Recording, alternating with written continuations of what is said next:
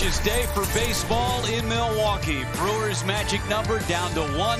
They win, and they clinch the division title for the first time since 2018. Hoping to get it done this afternoon against the New York Mets.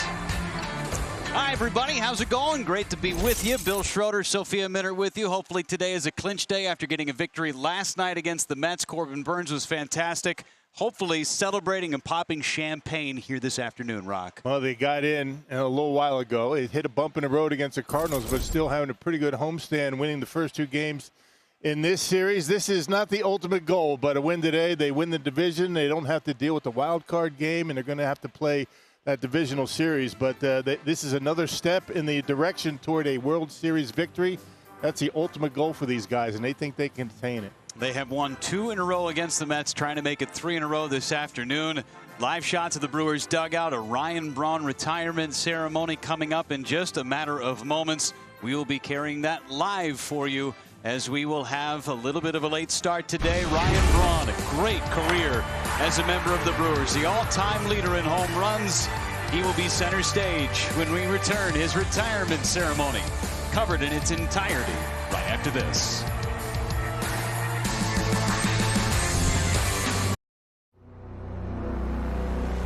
Big bouncing ball. Cain's coming to the plate. The slide. He's safe.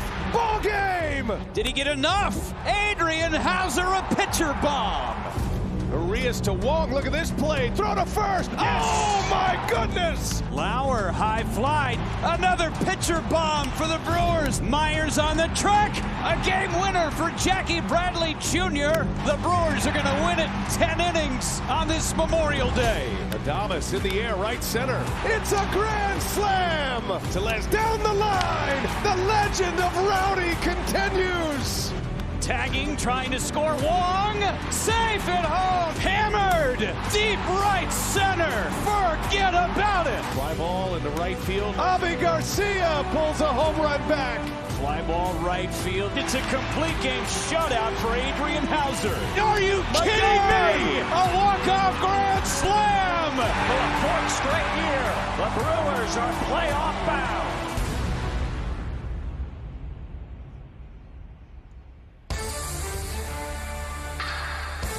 Magic number 1. Willy Adames and the Brewers trying to win that division championship for the first time since 2018. It took 163 games to do it.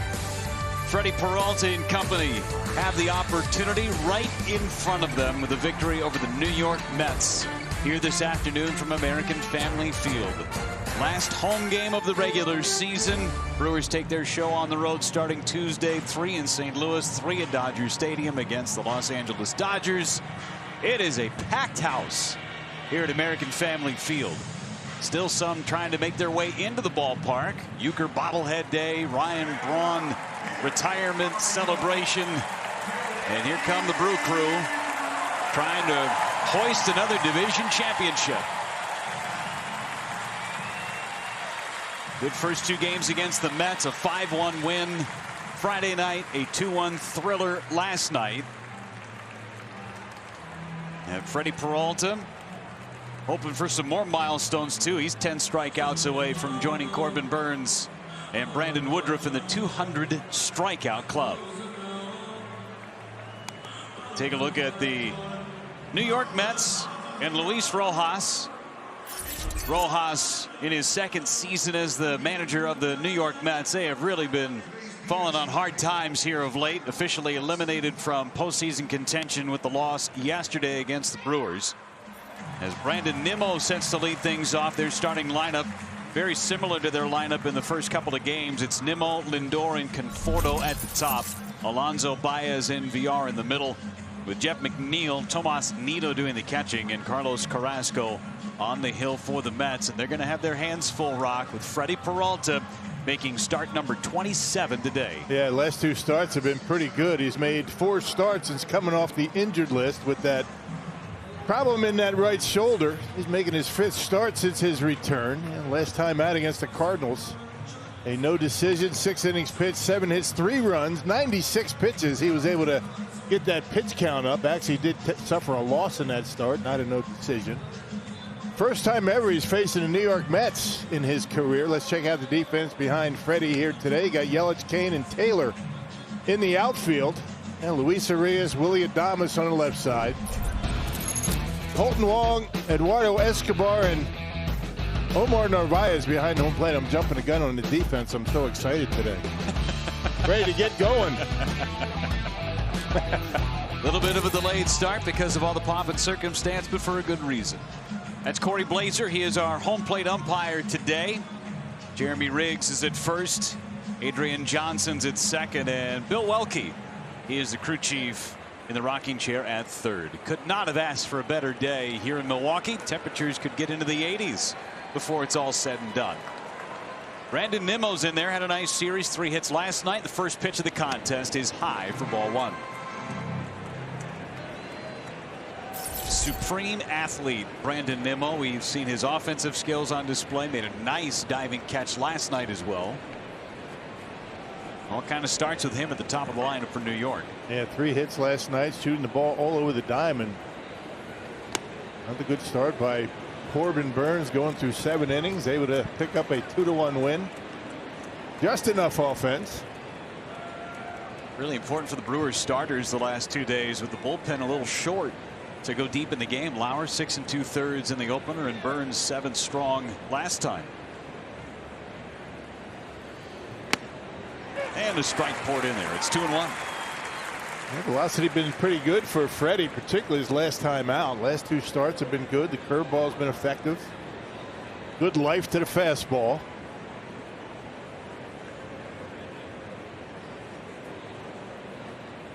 Nine punch outs in each of his last 2 starts for Freddie, and working 6 innings in both of those starts.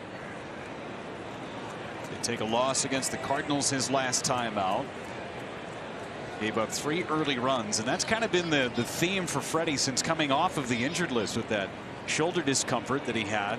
Getting through that first inning, getting that feeling right at the command.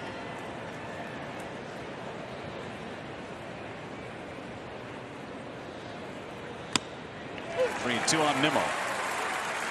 I see 90-92 with the fastball. Sometimes it takes him a little bit to get that velocity back, but hey, you see what you're talking about. That first inning earned run average for Freddie needs to clean that up heading into postseason.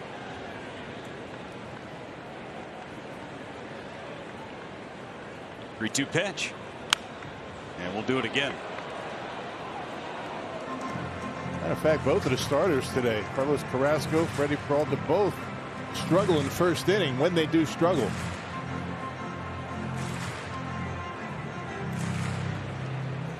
See Francisco Lindor hoping to hit with somebody on base here in this first inning. Nimmo battling with Freddie Peralta.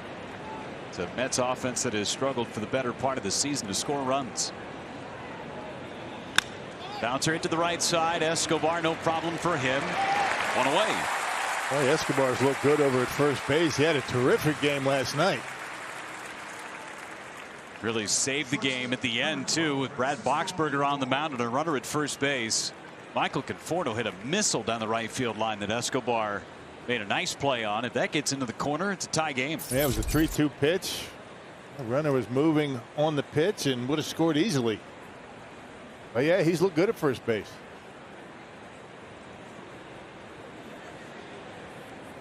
Brings up Lindor. Tough day at the plate for him yesterday. 0 for 4, 4 punch outs. First breaking ball of the day from Freddie Peralta.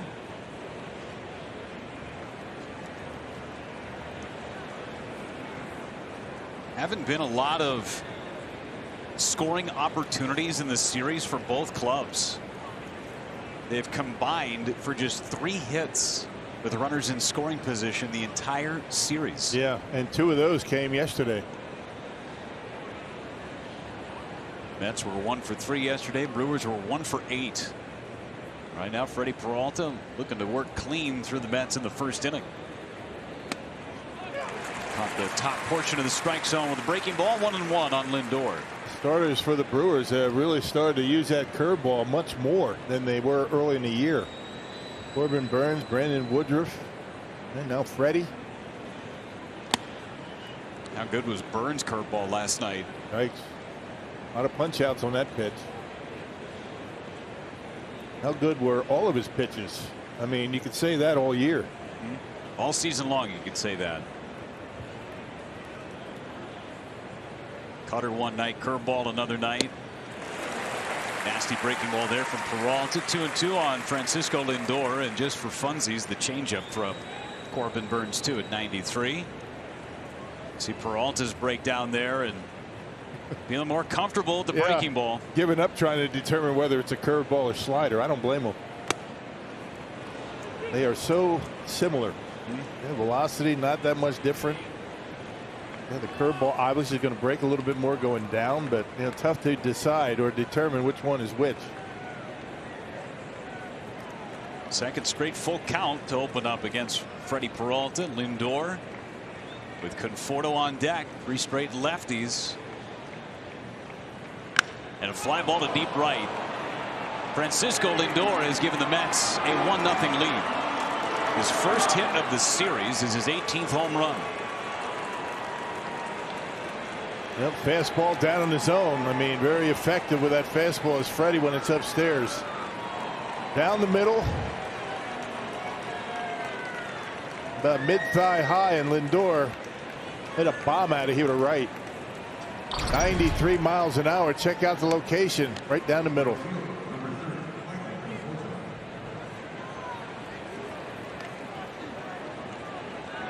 So Lindor gives the Mets that 1-0 advantage.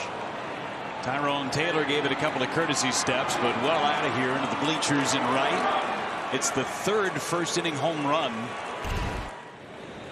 that Freddie Peralta has allowed in his last 3 starts, and his 4th overall in the first inning since coming off the injured list. There's a strike with a good breaking ball to open up the strike one to Conforto. That's so big for Freddie. That's strike 1. And something other than fastball. And Mets got on the board first on Friday against Eric Lauer. Broke off a good changeup there. 0-2 on Conforto. That was the Mets' only lead.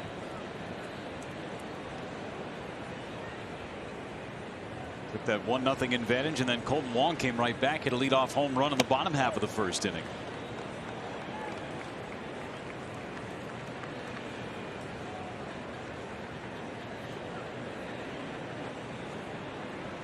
A lot of pitches here for Freddie in this opening frame.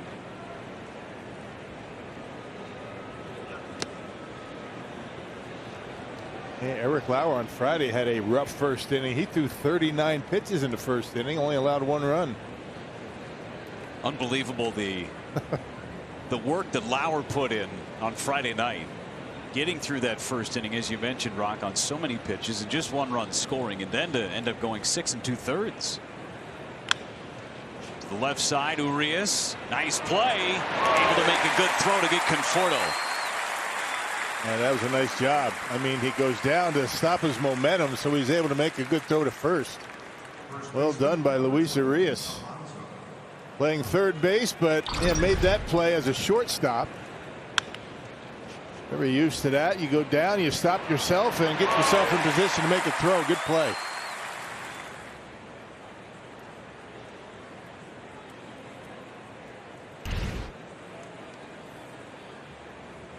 Brings up Pete Alonso, hitless in the series in 7 at-bats. Brewers have done a nice job with him. Had done a nice job with Lindor too prior to that home run. Big boppers in this series have stayed relatively quiet. And that one hits Alonso. A changeup that got away from Freddie Peralta. So Alonso will reach on the hit by pitch, and Javi Baez gets a chance. You got to pitch that guy inside, and every now and again that's what's going to happen. He likes to get those arms extended. Got him right in the ribs.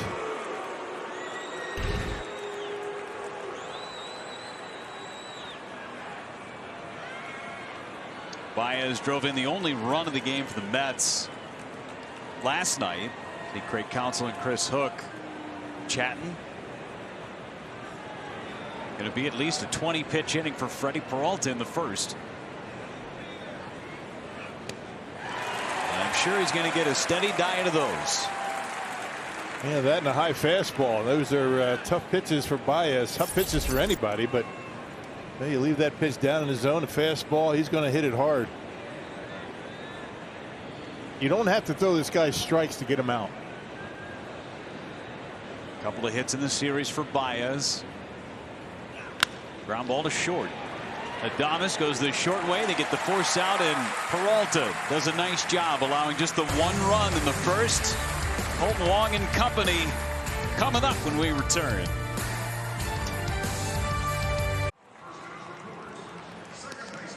Kolten Wong and the Brewers trying to do some damage against Carlos Carrasco here in the first inning. He has struggled in the first inning of the course of this season. Kolten Wong, Brewers magic number being at #1. Starting lineup for Craig Counsell today. Of course, you know Wong right there getting ready to come to the plate. Adames, Yelich, Escobar, Luis Reyes, Omar Narvaez back in there behind the plate doing the catching. Tyrone Taylor makes the start in right. Lorenzo Cain's back in center, and Freddie Peralta bats ninth against Cookie Carrasco out there on the Mound Rock. A great Cleveland Indian for a long time. First year in New York. Yeah, no kidding. 34 years old. He spent a lot of time on the injured list. A hamstring injury that happened back in spring training, making start number 5 career against the Brewers. He's currently 2-0 with really good numbers, a 164 earned run average. Again, he has troubles in the first inning. He gets locked in, he's problematic. But for Carrasco, that first inning ERA awfully bloated. 16 earned runs in the first inning in each of his 10 starts. 1-0. 2-0 now.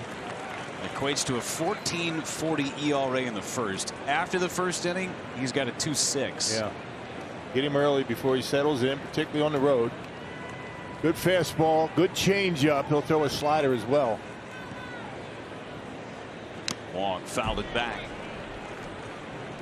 Made one start on this mound. Came back in 2018 through a complete game. Gave up a couple of runs, but struck out 14 Brewers that day. Yeah, put on a clinic. Came to the Mets in that Francisco Lindor deal.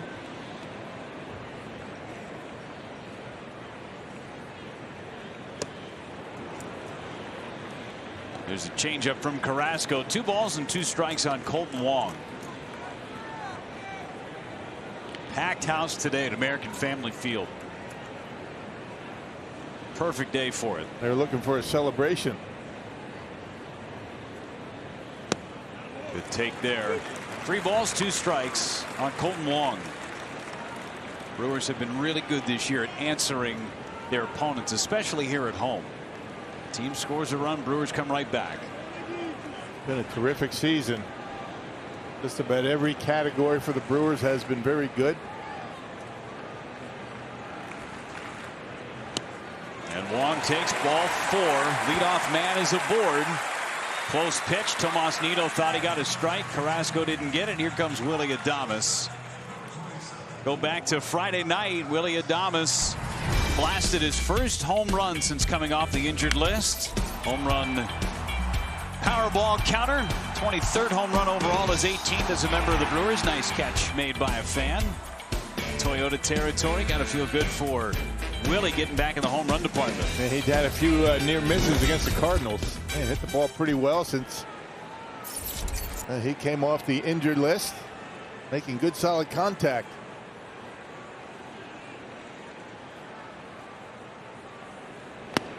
Takes strike 1 on the inside corner from Carlos Carrasco. That's about cruising speed for him, you know, 93 to 95. I mean, he used to be in the upper 90s back in his younger days. He doesn't walk many, only 12 walks. He did walk Kolten Wong to lead off the game. He's aboard at first. Good lead for Wong. And Adames takes high. 1 ball, 1 strike on Willy Adames. 3 for 5 lifetime against Carrasco.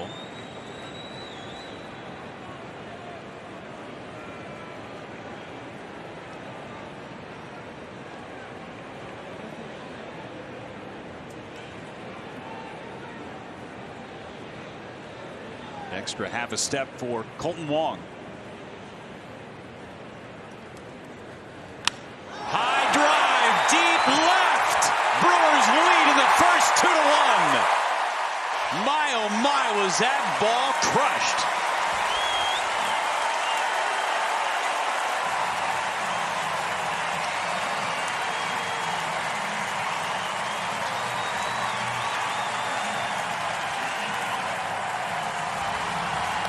Some kind of impact player he's been, hasn't he? And they do indeed answer back. Yeah, the Mets pick up a run in the first. The Brewers answer right back with two of their own. On a bomb by Willy Adames. My, oh my. Fastball right down the middle. See you later. That's about as perfect a swing as you can put together, and he hits it out of here.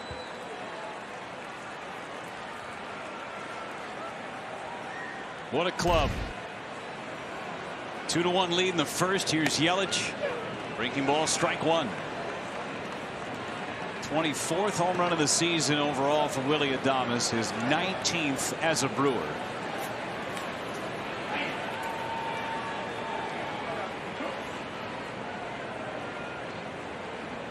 Yelich now, Bullet back up the middle.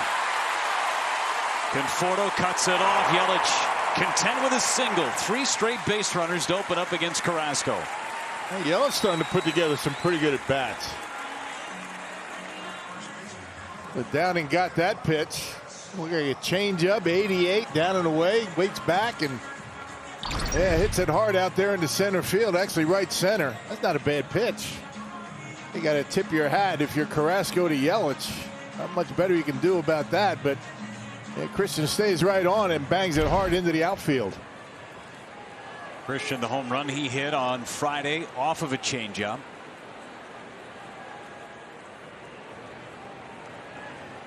Starting to hit the ball to the opposite field a little bit more. Here's Escobar. Drove in the only 2 runs of the game for the Brewers last night. 2-run single. Brewers held on to a 2-1 win. Brewers pitching instead made it hold up. Great pitching last night. Brad Boxberger with such an important 0 that he put up in the 8th inning.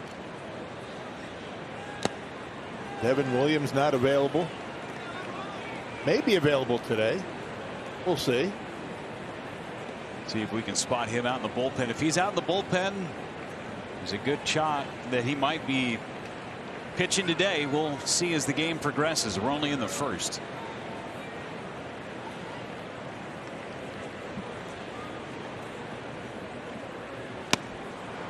Breaking ball there, and Escobar is down on strikes. That's the first out and the first strikeout for Carrasco. And that's that slider down and in right under the bat of Eduardo Escobar. Good pitch by Carrasco. That's the eliminator right there. He gets ahead of you 0-2. He's going to that slider. That's the wipeout pitch. Yep. Basically 3 pitches, but all of them pretty good when he gets going. Got to jump on him early, and the Brewers able to do it. Now you try and add on.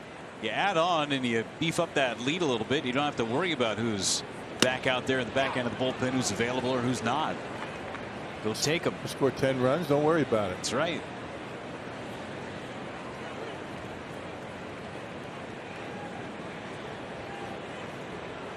A couple of walks for Urias. The one game he played in the series. It's that one foul and down to the count, 0-2. Carrasco getting ahead of the last 2 hitters he's faced.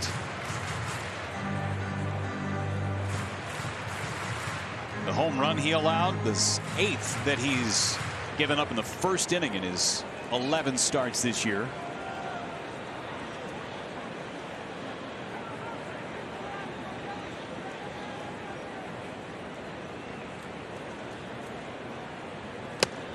Just missed. 1 ball, 2 strikes. Put that into perspective. He had allowed 7 home runs in the opening inning in 86 starts from 2017 to 2020 combined.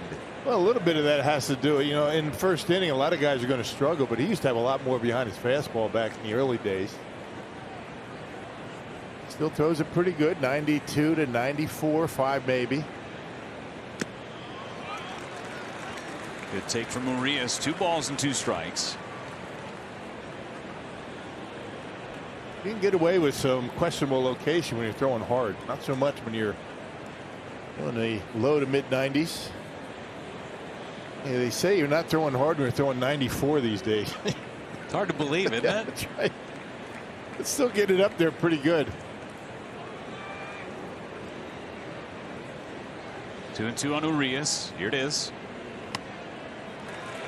Tough take right there. 3 balls, 2 strikes. And Corey Blazer not giving a low strike or the high strike tonight or today. Sun's out. It's today. Ryan Braun had a great line during his speech. He said, no, it's hard to put all of your thoughts into a 1-hour speech. He was shorter than that. 3-2. Yelich goes. Swinging a pop-up right up the silo. Tomas Nido right on the Brewers logo.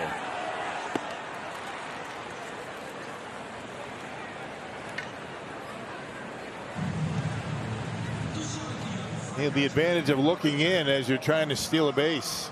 And make sure you know where the baseball is. Yelich able to get back easily. Doesn't slow you down all that much.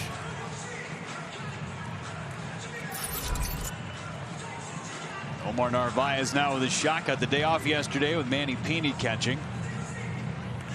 Tell you, the duo of Narvaez and Pena has been one of the more productive groups offensively over the course of this season. Nobody really talks about their offense. The defense has been discussed a lot because they've been phenomenal defensively. And especially in the second half. I mean, Manny Pena's really picked it up with the bat. Yeah, hitting home runs, driving in runs. Narvaez has been very consistent all year.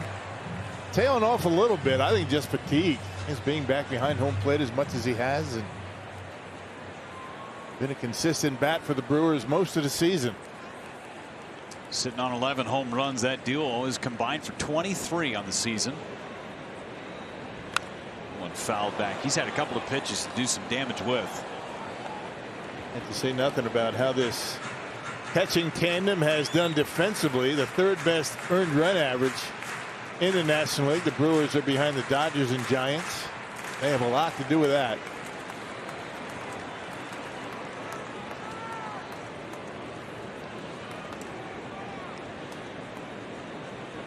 Be a 23 pitch inning for Carrasco at least. Narvaez off the end of the bat. Long run. Lindor over the shoulder. Not going to do it. Yelich is going to be held at third. He had visions. Good hold from Jason Lane. Yeah, he was running on contact. He thought about it. Any problems out there? If Lindor bobbles that baseball, I think he goes. Nobody better at running the bases than Christian Yelich.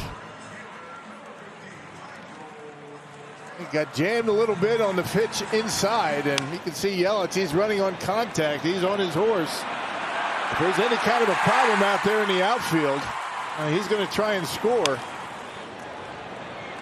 Doesn't take him long to get to full speed, and he cuts those bags. He's thinking about it right here, but puts on the brakes. He's at third with Narvaez aboard at first, and Tyrone Taylor coming up. Taylor 0 for 3 in last night's game. Started in center field last night. He's in right field this afternoon. Giving Avi Garcia a day off for now. Taylor fouled that one back. Ooh, he wants it back too. Terrific fastball hitter, Tyrone Taylor. Big grand slam against the Cardinals on Thursday. One of his 2 homers Thursday afternoon. Took Adam Wainwright deep twice. He'd never faced Wainwright in his career, and then takes him deep in his first 2 at-bats. Slider there from Carrasco, and it's 0-2.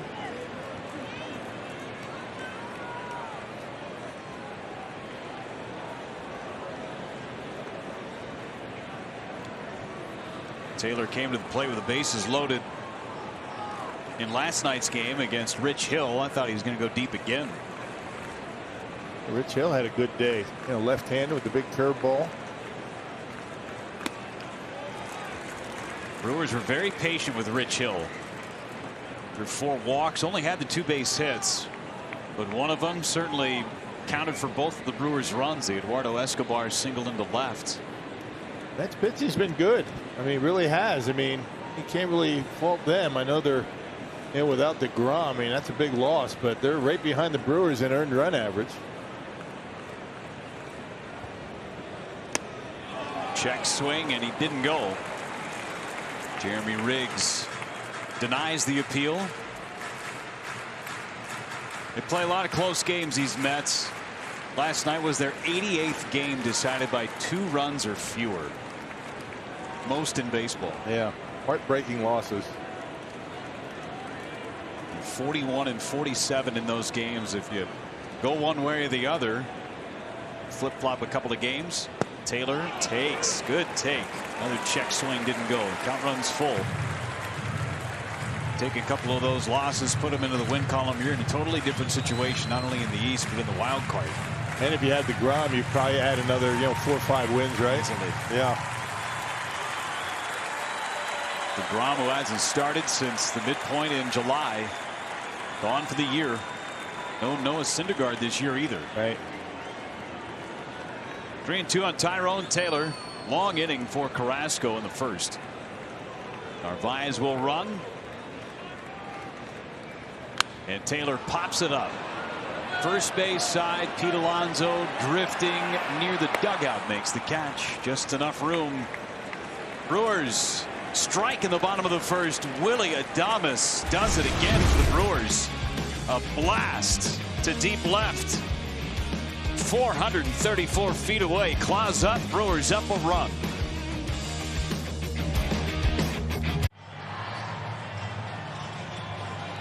Willie Adames hits a 2-run blast, and the Brewers are back on top. A 2-1 lead here in the second inning at American Family Field. It is the regular season home finale. Hard to believe here for the Brewers, but this team has played with a certain confidence and calmness all season long, and even with the National League Central title on the line here on this homestand, that has still been the case. Daniel Vogelback talking with me before the game. He said what's been fun about this season, he said with 60 players being used over the course of this season, he said it's somebody different every day. He said we've done such a good job of just coming into the park every day and just controlling what we can control. He said we know we control our own destiny now. That has been a lot of fun. They are certainly hoping that they can get the job done here this afternoon in front of these home crowds. And rookie reliever Aaron Ashby said a lot of the same things as well. He said this is what you dream about as a player, to be able to celebrate on the field at home with the fans that have supported you all season long. He said when he's on the mound in some of these big spots that he has pitched in September and even on this homestand, he said it's deafening at times. He said sometimes you feel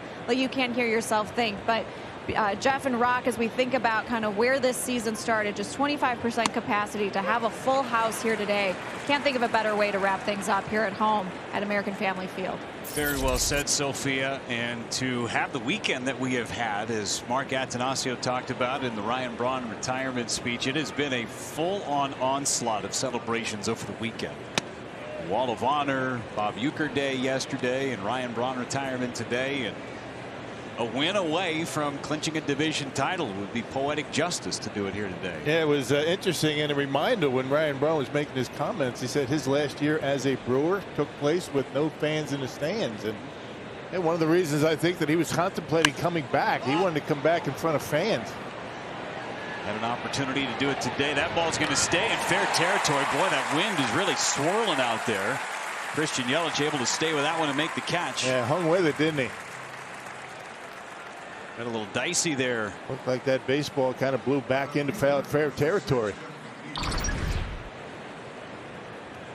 Jonathan VR. Usually these fly balls from left-handed hitters are going to slice into the seats. Never did look real comfortable under that baseball, did he? But he's able to make the catch.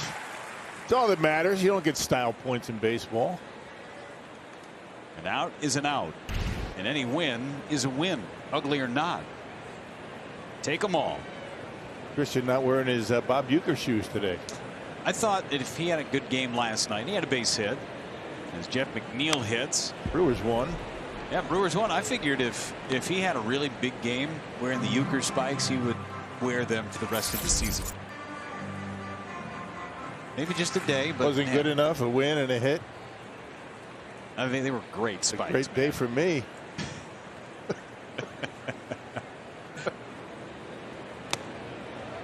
How cool were those spikes? Yeah, no kidding. I didn't get a chance to see Uke's shoes. I mean, I saw him from a distance. I mean, you saw him up close and personal. Pretty sweet. I did. I thought about special made. Man, they were cool. Had the air euchre on the left heel, and I thought the best part, it was on the back of Yelich's shoes yesterday too. On the back of the right heel, it said "One of us." Given to Uke from the players because he is one of them. Yeah, we talked to Robin Yap, Paul Mahler, said the same thing. Even back in those days, he was one of the guys in the clubhouse, on the planes, on the buses. BP thrower. I know Robin told a story about the best BP he ever got was from Uke. Catchers do throw some good BP now. Four seamers, right all over of the them. top. Nope, no sink, no cut. No Eddie Cedar cutters out there. Right, trying to get you out. Remember back in the day when Jerry Augustine was coming over every now and again, we'd face a left-hander, he would come in there, he'd be busting bats in BP and loving every minute of it. Not helping these guys out. Maybe lay a couple in there every now and again. 3-2 to McNeil. He struck him out. Right on the outside corner, only 92 miles an hour. Four-seamer. Well located on the outside corner. Strikeout number 1 from Freddie Peralta. 9 away from 200 on the season. Yeah, last couple of starts for Freddie, that fastball is 94, 95 at times. Down a little bit today, but location, that'll make up for it.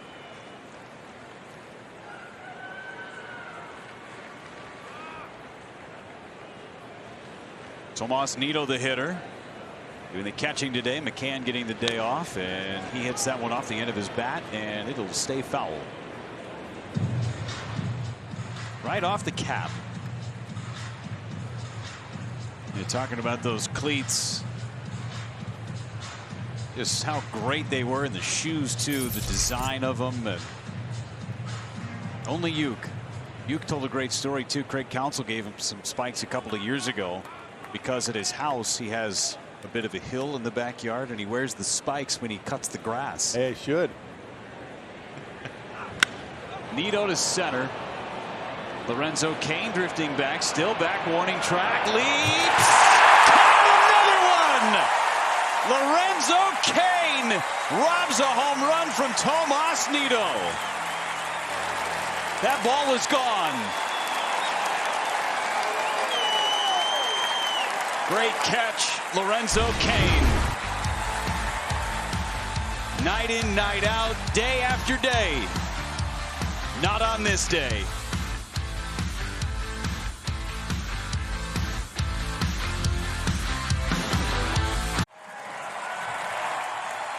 Well, you make a good catch, you lead off the next half inning, right? Here comes Lorenzo Cain with a 2-1 lead. Our quick trip take me home highlight. Cain drifting back. Boy, the wind really swirling. This ball carrying on Cain. Just amazing the way he has that unique ability to understand where he is on the field and a perfectly timed leap to haul that one in. This incredible presence of where he is on the field exactly. Times his jump perfectly and able to bring it back. Cain a day off yesterday, back in there. He's down in the count 0-1 against Carrasco. He has amazing numbers lifetime against Carrasco. 15 for 40. It's a .375 average. And his days with the Kansas City Royals and Carrasco with the Indians. Saw each other a lot back in those days. To third, and it eats up VR. Leadoff man is aboard for the Brewers. Top spin ground ball. VR never got the glove on it. The defense has been a bit shaky for the Mets. 91st error they've committed this year. You either go back on that or you charge it. He tried to play the in-between hop, and that's about as impossible as it gets. At top spin, picking up some speed, came up on him and into left. For all those missiles he's been hitting on this homestand that have found gloves, get one to get by somebody. Ruled it a base hit. It is a base hit. My mistake. I assumed it was going to be an error. Timmy O'Driscoll over on the official scoring today in a generous mood. Freddie Peralta trying to lay the bunt down. Nito almost. Actually, that's a good call by the official scorer, Tim O'Driscoll, who's been doing it forever. That top spin, that ball came up on BR, and that would have been a tough play. Over 2,100 games scored by Tim O'Driscoll. Tomas Nito almost on this leaping catch. It's such a tough play. Yeah, just identifying where the ball is. That's the tough part of that play. But it fouled again. Makes it a little easier with that hockey style mask. You can see really well with that. Good peripheral vision.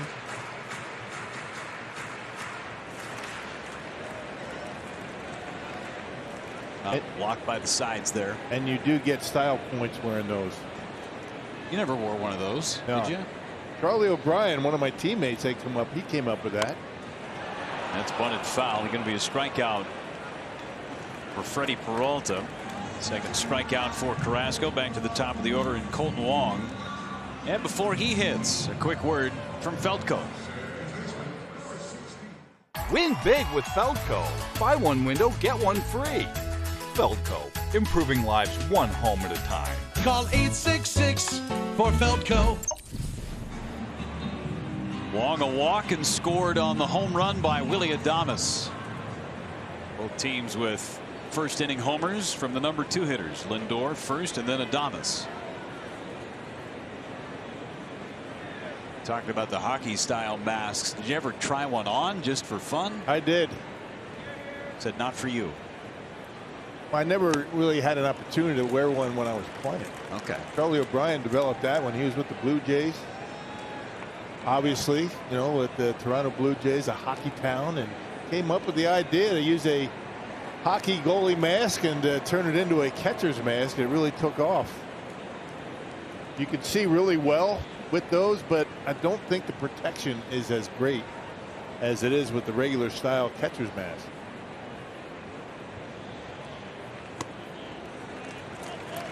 Just feels like there's so much exposure on the backside of it with just the panel back there as opposed to the skull cap that a lot of people wear. Plus, there's not as much padding around the chin area and the forehead area as there is in the regular mask.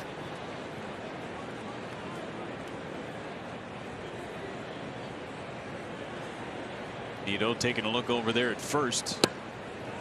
But the other thing about that hockey style mask is it's tapered. You know, the cage itself is tapered more than the regular conventional, you know, catcher's mask, and that way you don't get as many direct hits.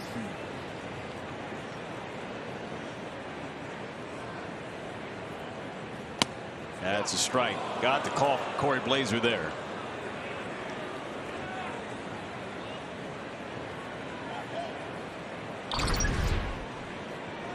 Right on that outside corner, maybe a little bit off the edges, but not giving really a lot on the high strike and low strike. That's too far outside. A second walk issued to Colton Wong. First and second for Willy Adames. Homered back in the first inning. Let's take a look at it. StatCast powered by Google Cloud. This one was destroyed. Two-seamer, 91 miles an hour down the middle, maybe a little outer half, and see you later. Over everything out and left.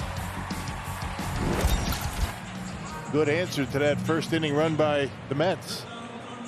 Second hardest and second longest home run for Willy Adames this year.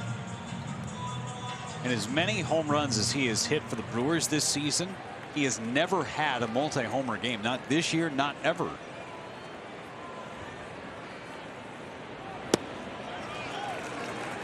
He's ahead 1-0. Are you saying he likes hitting here? I think he likes hitting at American Family Field. Yes. Yeah. A lot better than the Trop, I can tell you that much. Well, I think he's not the only one that can say that. The Rays have scored a bunch of runs this year. They've figured it out. Maybe they changed the lights. Although the Rays, they clinched their division. Celebrated last night, did the Tampa Bay Rays.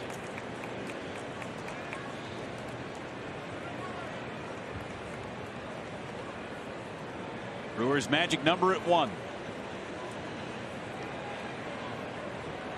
Kane a good lead. Wong from first, Kane from second. Big cut on the slider there.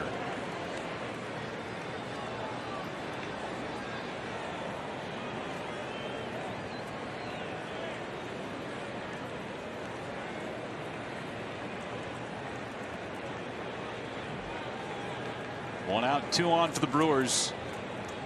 Trying to tack on runs.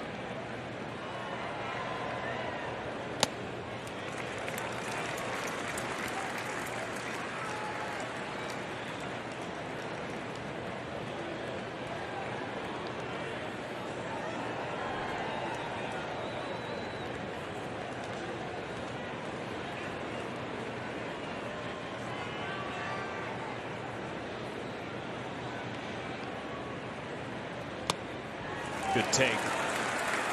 Full boat on Willy Adames. Yeah, Brewers showing really good patience against Carrasco so far. Trying to get him to bite off the edges, not doing it. See the pitch count climbing for Carrasco. 29 pitches in the first. That guy looming next.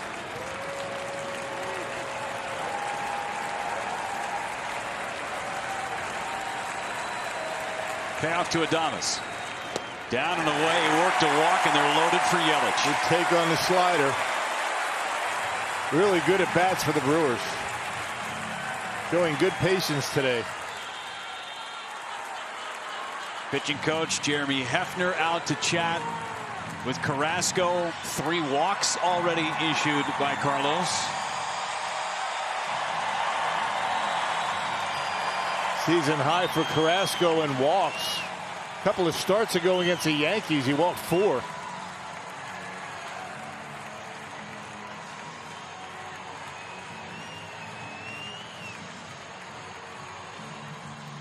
And Christian Yelich coming up with the bases loaded. Lorenzo Cain led off the inning with a base hit to left.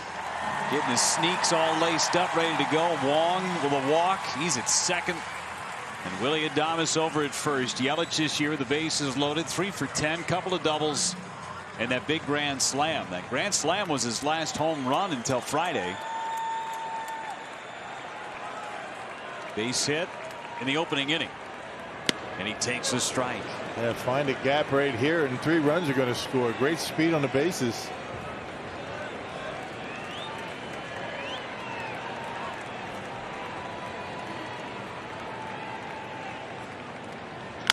To first, Alonso fields. He'll take it to the bag. Brewers get a run out of it.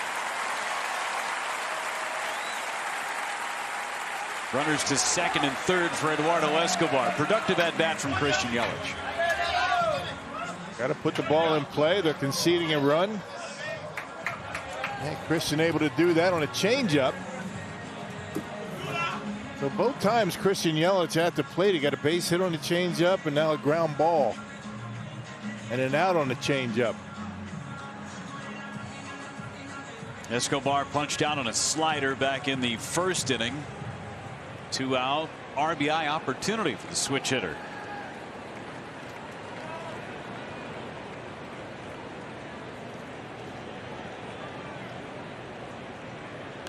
A fly ball foul.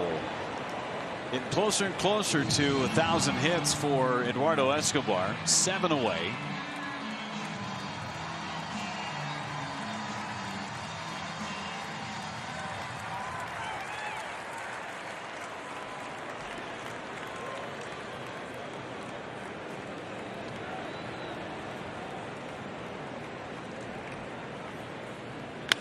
To right, base hit. Wong's in. Adames being waved around. He's going to score. The Brewers have opened it up. As the ball gets away, throw to second, safe. Yeah, how about that hustle? Wow. Boy, how about Escobar last couple of days? Does he come up with some big hits or what? 2-out base hit yesterday to score the only 2 runs, and another 2-out base hit to drive in a pair today. Brewers up 5-1. Brewers are feeling it. Another big knock. Escobar getting hot at the right time. Well, that was a slider. Stayed in the middle part of the plate. That was a pitch he struck out on his first time up. Different location, different result. Base hit to drive in a couple. Conforto with a bad throw into Pete Alonso. And that allowed Escobar to get into second base, just beating the tag. And now Luis Urias, a 2-out RBI opportunity. Already 50 pitches thrown by Carrasco. And Urias hits one in the air to left. Drifting back McNeil. And that ends the inning. Brewers send 7 men to the plate. They tack on 3. RBI ground up by Christian Yelich. 2-run single by Eduardo Escobar. Huge play by the Brewers first baseman today, diving his way into second base after a 2-run knock. 4 RBIs in the last 2 games for Escobar.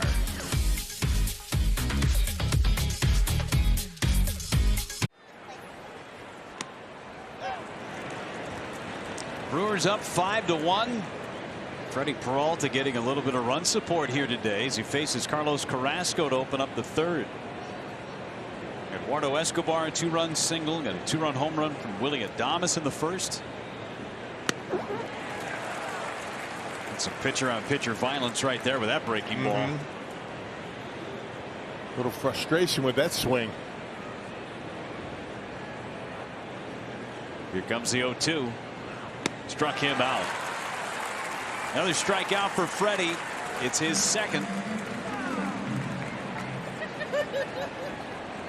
Good day to be at the ballpark. Lots to be happy about. The Brewers, you don't count down outs yet, but that 5-1 lead certainly feels pretty good. The way the Brewers bullpen has been, just got to keep adding on. Cardinals have a 1-0 lead in the 4th over the Cubs. If you win today, it doesn't matter. Freddie with a quick inning last half. This one a chopper to short. Adames got to hurry. Gets rid of it quick to get Nemo. Nemo, I should say. We watched a lot of Disney movies here recently. Nemo. Finding Nemo.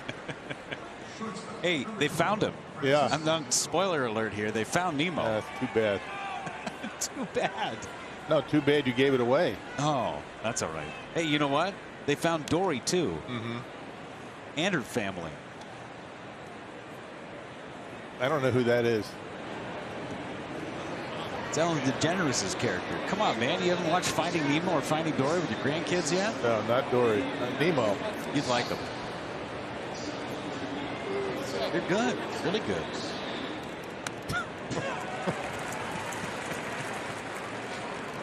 The way they make these movies nowadays, the animated ones, they're good for kids and adults. Yeah. I will say this, my grandkids don't like the cartoons that I used to watch. No, those are gone. You know, way gone. I mean, they're just so uncool now. Which ones did you grow up on? What were your big cartoons? Bugs Bunny and Foghorn Leghorn, those got Popeye. Oh, yeah. Remember Popeye? Oh, Are you yeah. too young? Oh, Popeye. Wheelhouse with olive oil? Yeah. Yeah. Bluto. Yeah, Bluto. Yeah. Bluto was good villain. Anyway. Surprised that's the first time all weekend that I called Nemo Nemo. 1-2. 2-2 on Lindor. Hit the home run in the 1st.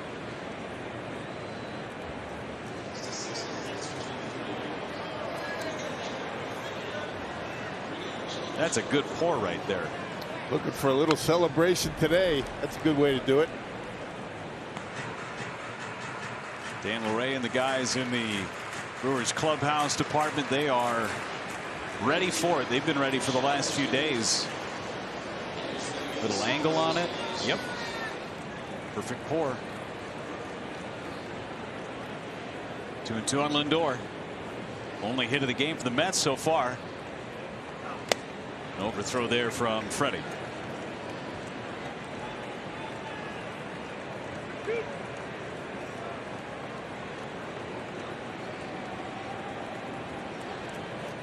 Another 3-2 count.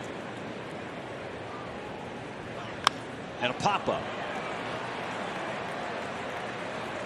Shallow right, Tyrone Taylor coming on. He makes the catch. And the inning is over. Well done by Freddie Peralta. He has retired 7 in a row. Brewers up 5-1.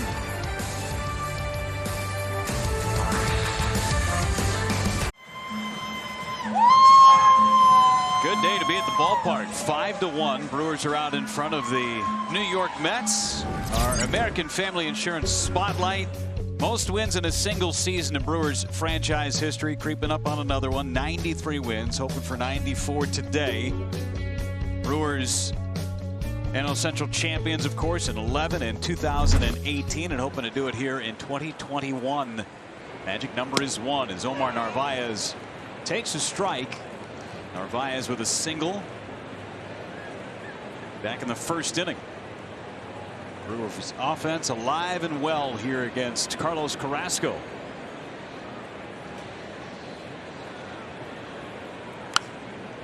Quick 0-2 hole for Omar Narvaez.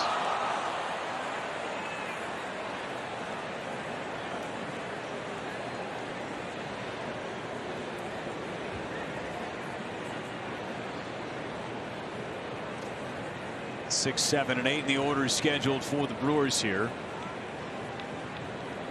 Talked about how well this team has rebounded after giving up a run top half of an inning, getting that offense back in there and either tying or taking the lead. They're just putting together some really good at bats. I mean, the base on balls against Carrasco, setting the table. Both of the innings today, first and second innings, walks, a big part of what the Brewers have been able to do. It's kind of been the way it has been all year, starting around the beginning of June. Craig Counsell saying the base on balls has taken the place of a lot of singles this year for Milwaukee. They had good patience. Showing a lot of that today against Carrasco. 2-3 walks that they've drawn already in this one to go along with their 5 hits. Base runners galore. Something you couldn't really say for the last few days, but good to have it here now. Strike 3 called right at the knees. 1 gone here in the 3rd. This offense has been clicking along so well for such a good extended period of time. Every now and then, again, you're going to go into a period where you're not swinging the bats all that well. I think pressing a little bit, especially against that Cardinals against the Cardinals in that series. And you have that division title within your grasp. You're trying a little bit extra hard to get it done. You know what happens when you try too hard and you press. Cardinals running hot, 15 in a row. Brewers, all they have to do is take care of their own business. Cubs just put a 2 spot up on the Cardinals in the 4th, up 2-1. It's okay to scoreboard watch, isn't it? Yes, always. It's never a bad thing. Yeah. Especially when you're the one that is being chased. Being chased. You want to be the chaser. Brewers have been the chaser many years. Taylor nearly lost his helmet there. Nothing in 2. Brewers, it's amazing the way that they had to battle to get into the playoffs for the last 3 years. 18, 19, 2020 even. And this year they've been in first place as long as anybody in Major League Baseball. Put together some really impressive Septembers.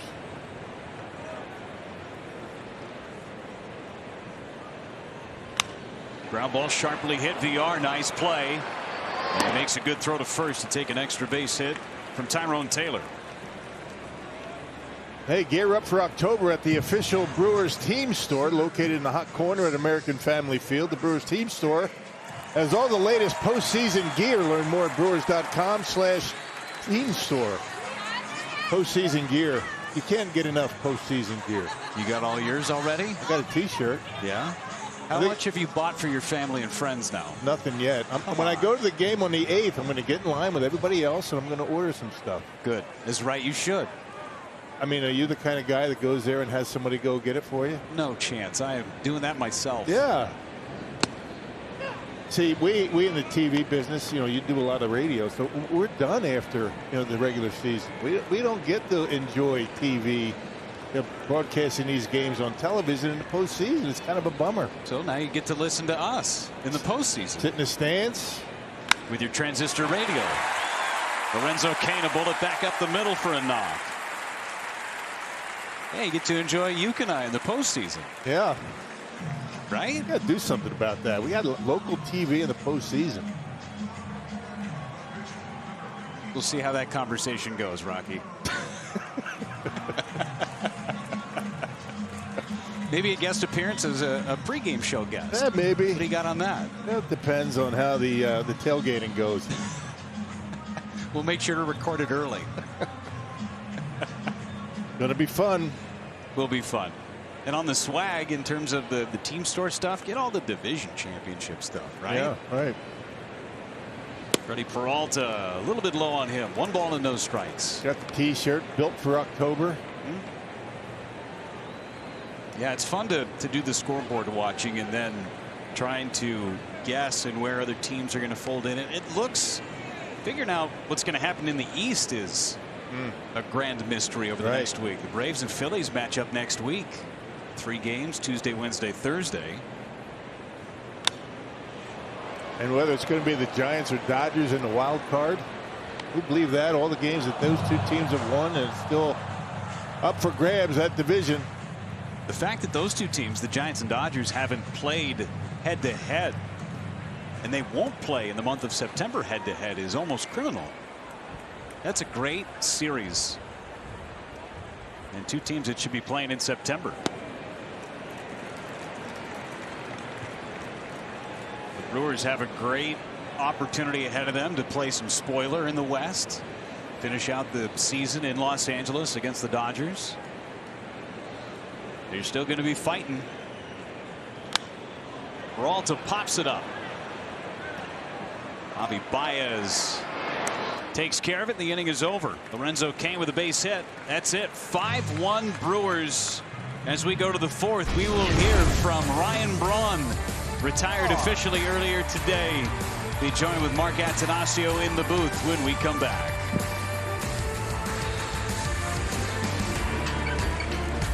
Please welcome back to the field, number 8, Ryan. The ball game today, Ryan Braun celebrating his outstanding career as a member of the Brewers and only with the Milwaukee Brewers. The great number 8, and then a first pitch to brother. Little bit, depending on who was calling balls and strikes, maybe. But just so great to have the great career of Ryan Braun celebrated here today at American Family Field in front of a packed house. Ryan Braun, principal owner and chairman of the Brewers, Mark Attanasio with us. And Ryan, I mean, it's tough to put it all into words what today is, but it's here, it's final. How you feeling about everything? I am just overwhelmed with gratitude and joy. I seriously don't have the words in my vocabulary to properly be able to articulate how grateful I am for these fans, for this experience, for the last 15 years, and just feel so blessed and fortunate to have the opportunity to try to say thank you. Especially the way, your final season last year, no fans in the stands. You made that point in your speech. It had to be tough on you, knowing that perhaps that was going to be your last year, but coming back with a packed house, the Brewers have an opportunity to clinch the division. Has to be a great day for you. It is a really special day. Let's hope, knock on wood, that we clinch the division here. Somehow, some way, I always find myself in the middle of these playoff clinching moments. So it looked incredibly unlikely as of about a week and a half ago. But to have today's game mean as much as it does is something that I'm super excited to have an opportunity to be here and be a part of. Mark, Ryan's impact on this organization. I mean, it was a big part of the turnaround, making this a first division organization. Your thoughts about his career? Like Ryan said, for his emotions, it's hard to come up with the words to describe all the way back to 08 with the winning home run or the go-ahead home run against the Pirates. And as everyone knows, Debbie gets a little uptight in these games. I said, Deb, we've got like 8 games to go. The guy who we're honoring today, it was the end of the season in almost every case, right? Pirates, Cubs, Cardinals. This one down the line. It's a fair ball. Pete Alonso with an extra base hit. And runners going to be at second and third with nobody out. And Javi Baez coming up. But again, he's always had the knack for the dramatic at the end of the year. Why not now? Well, it's just in a different context, that's all. Well said, Mark. Ryan, certain guys have a way of slowing things down in some of the toughest moments. I mean, you were up in a lot of big moments, and more times than not able to come through in those big moments. How do you do that? I mean, we as baseball players, a lot of us aren't able to do that, but you were able to slow things down and put things in perspective. Yeah, I mean, I think it starts with a belief in myself and a confidence that I'm going to come through in that situation, and a desire to have the opportunity to come through for the team. And I just love those moments. I mean, I always had a unique ability to slow the game down, to try to be at my best when it mattered most. And I looked forward to the opportunities that I did have, and I knew the impact that certain games and certain at-bats and moments has on the success of a team over the course of the season. Were you able to address the team at all? I mean, as you talk to some of the guys about what's ahead of them coming up this year? Yeah, absolutely. I mean, obviously, I'm so close with the entire team. I wanted to abide by all the current ongoing COVID protocols, so I was only able to get so close and be there for so long. But they have something really special going. It's been so much fun to watch. You can see the chemistry, the camaraderie, it's all still there. And I'm incredibly proud of having been a part of the group of guys to help create what has become such a winning culture, atmosphere, and environment. Ryan, to Rock's point, being able to slow things down on the field, were you able to slow things down when you were speaking today? Was it harder to speak in front of a full house as opposed to trying to hit a 96-mile-an-hour fastball? Much harder, especially with the delay. So the on-field speech is like a 3 to 4 second delay.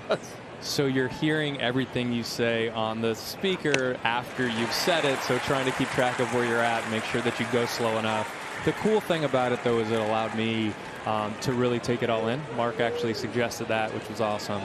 Just to really look around and reflect and try to be fully present in the moment was something that I was able to do because of that. Family's doing great. I mean, seeing the kids out here is so fun, and for them to be so young to experience you being home is a little bit different and also great. Yeah, family's doing fantastic. Again, so cool for me. Line drive to left. That's going to score 1 as Alonso is held. Here's going to be a play at second as Alonso now comes in and scores to make it a 5-3 game. Baez with a 2-run double makes it a 2-run game here in the top of the 4th.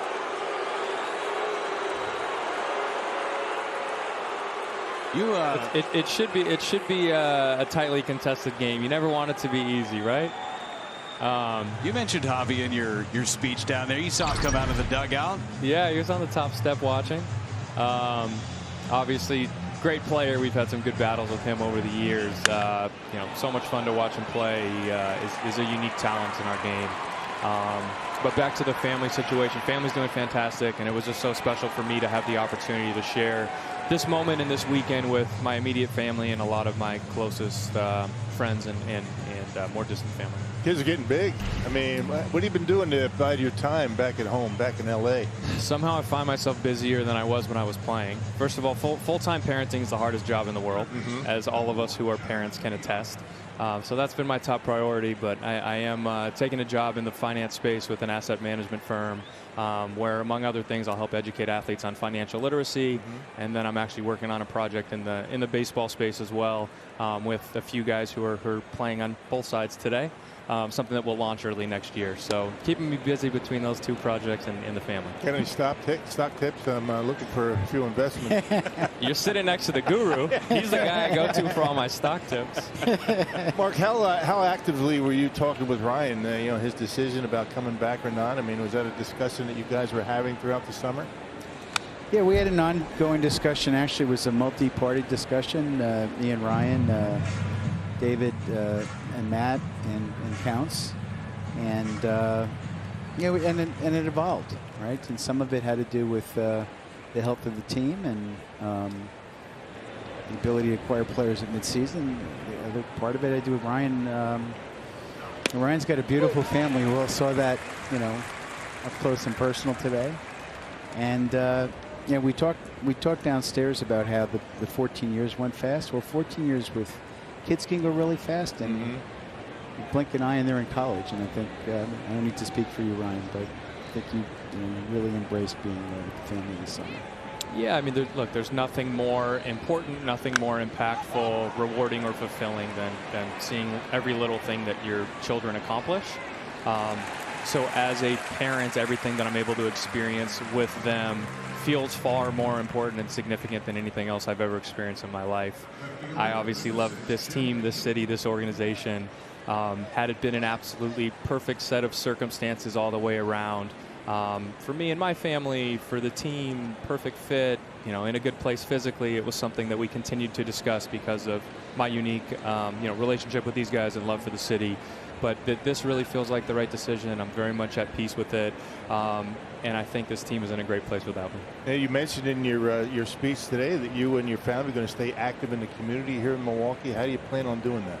Yeah, I mean, that's something that's so important to us. Something we tried to do since day one was just to use our platform to give back and positively impact people's lives. We've supported a number of charitable organizations throughout the year. We'll continue to support them. But more importantly, we'll continue to give our time, right? I think, it's incredibly impactful to give financial resources, but I think that the time that you actually put in, that effort and energy is something that goes further than just the financial contribution. Ryan, your kids are so young at this point. You're going to see them grow up in a very rapid pace. You can coach Little League. I mean, have you thought about that type of stuff? And I mean, you're going to have to wear number 8. Are you going to let some kid take number 8 from you? I don't think so. But I mean, have you thought about things like that? Yeah, I mean, look, that's one of the things I'm most excited about. Whatever it is that they want to do, I want to be able to help them as they pursue their passions. If my boys decide to play baseball, if they decide to play soccer, if they're doing karate or gymnastics or whatever it is, I will support them in everything that they're doing.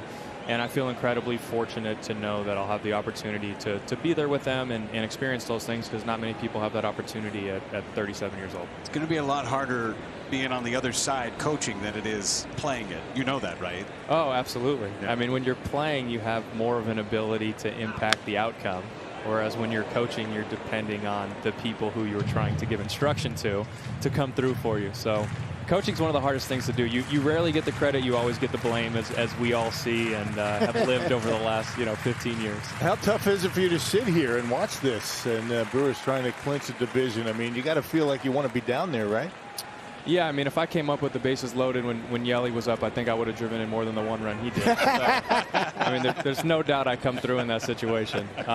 It is hard. I mean, look, I miss the big moments. I miss the big games. Nothing will ever replace this atmosphere, this environment, the opportunity to impact games.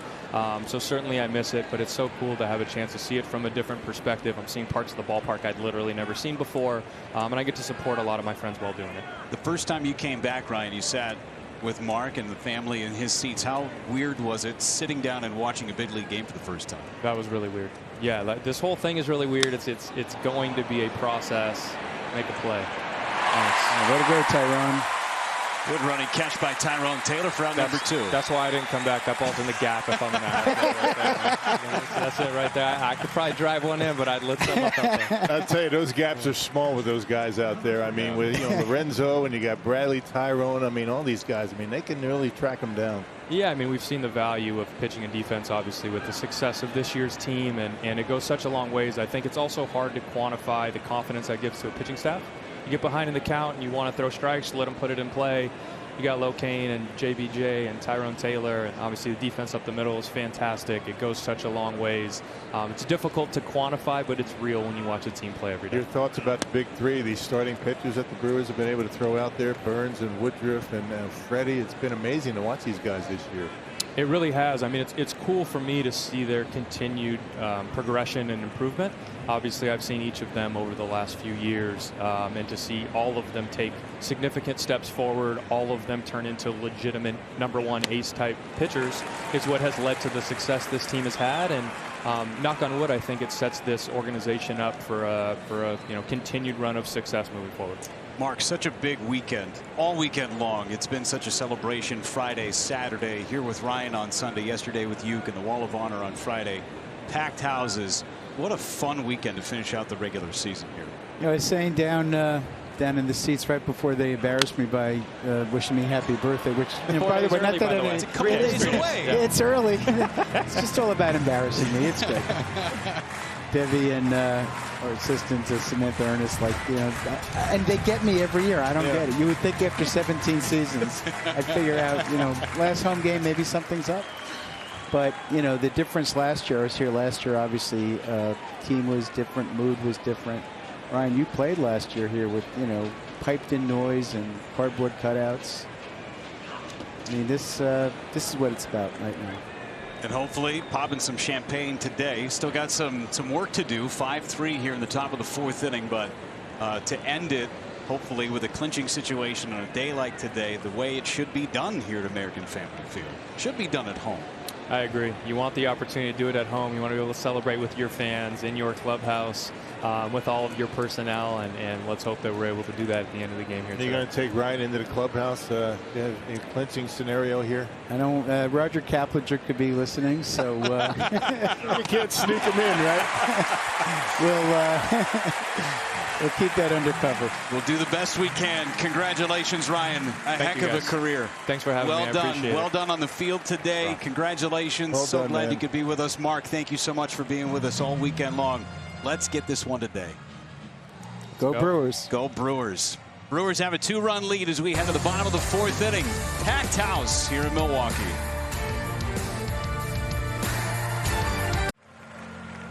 Great day here at American Family Field. So pleased to have Brewers principal owner and chairman Mark Attanasio with us, and Ryan Braun as well. Check out our T-Mobile coverage cam.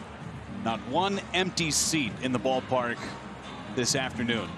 Fan Appreciation Day, Retirement Day, hopefully a clinch day to go along with it. First pitch to Wong, popped up. Nimmo coming in, and Nimmo takes care of out number one on Colton Wong. And a little special guests doing our public address announcements today. 2 of the 3 Braun kiddos, Celine and Grayson. We'll get them when they announce Christian Yelich coming to the plate next. They did great with Colton Wong. They did great with Willie Adames.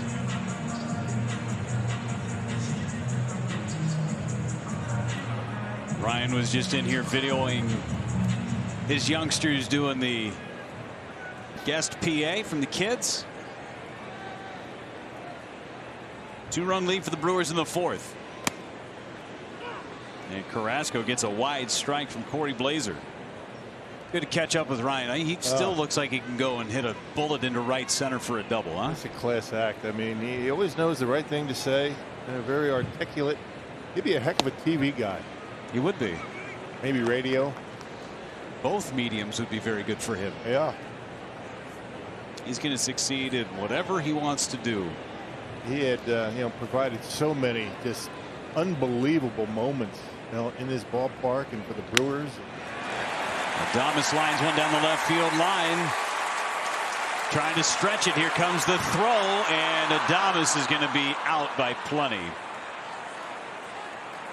Willie's going to have a hit, but trying to stretch that single into a double. Jeff McNeil with a nice throw to Javi Baez for the second out of the inning.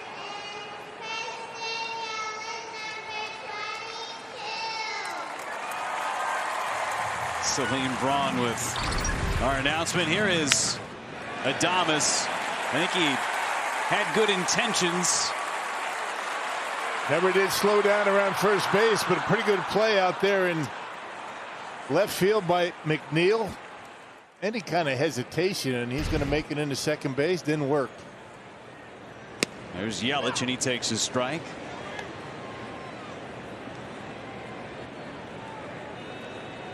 Yelich, a base hit and an RBI.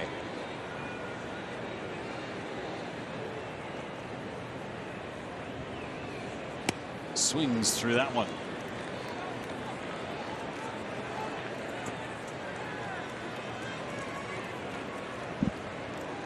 Carrasco has settled in, giving up just 2 hits since the Brewers are up 5-1 after 2 innings. 1 ball, 2 strikes.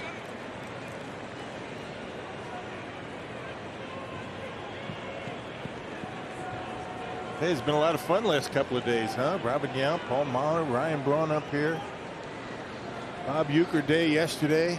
It's a who's who this weekend, all weekend long. Talk about a good time to be a fan and to be watching a game on TV or being here at the ballpark. That's what it's all about. No, and what Bob Uecker's always told me: never take for granted the job that you have here in baseball. And the last couple of days, I mean, that shines a light on that. Very fortunate what we do every day.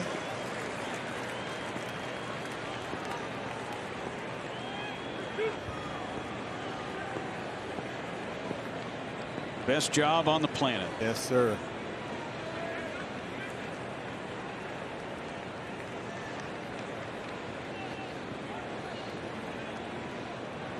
Three-two coming to Yelich. Bounced it foul.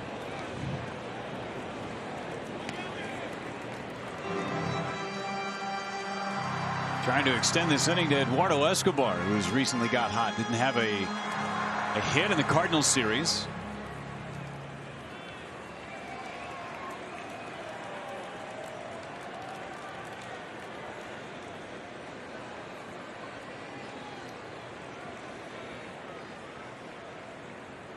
Three-two. Fouled away.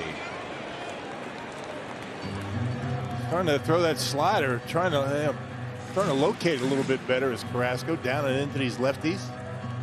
He's hanging that pitch early in the game.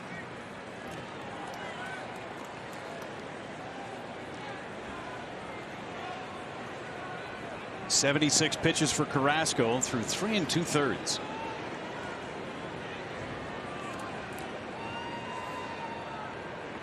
And Yelich draws a walk. Escobar will indeed come to the plate. Runner at first base. Time to look at who's helping the Brewers play well. Brought to you by the Live Well app from Advocate Aurora Health. Eduardo Escobar, 4 RBIs, and all coming with 2 outs over the last couple of ball games. Big 2-run single against Rich Hill last night, and today, back in the 2nd inning, a bullet into right from the left side of the plate.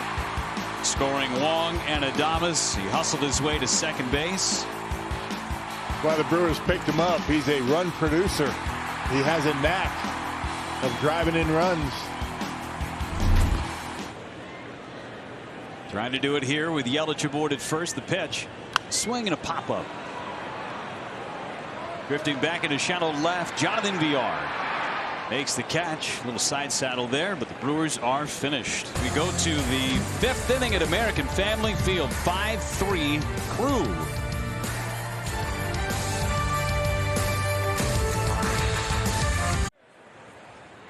.53 Brewers. Discrepancy on whether that's Rafael or Michelangelo. Can't tell because the headband might be a little faded. Folks, stay connected with the Crew by signing up for Brewers text alerts featuring team news, updates, and special ticket deals sent right to your fingertips. Sign up today by texting Brewers in all caps to 41835. I'm saying Michelangelo. That was orange to you. Well, everything you see is orange. Yeah. Clemson guy.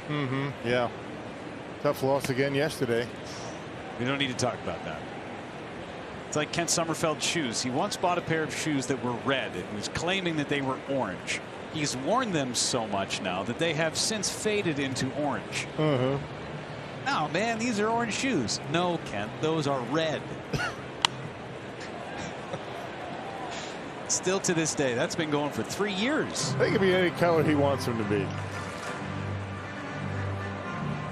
Remember that thing a few years ago when you looked at a certain dress? It was either a gray dress or a black dress, or it was a blue dress.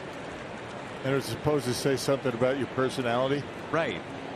I don't buy into any of that stuff. And it's still a blue dress. Guillorme pinch hitting. 2 balls, 2 strikes on Luis Guillorme.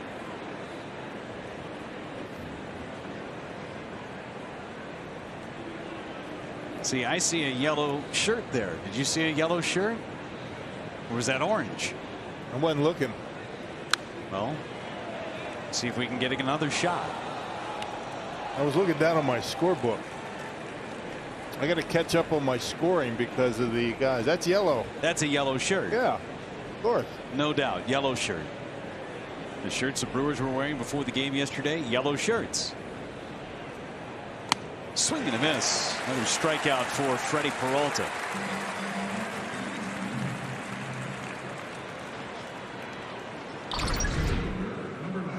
Able to get him on the high fastball. That's his pitch. Doesn't give up many base hits with the fastball up there.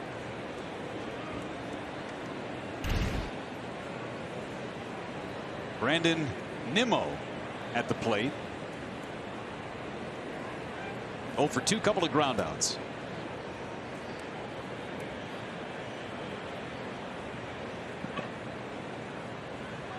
Fouls this one back just to our left. Ooh, nice catch.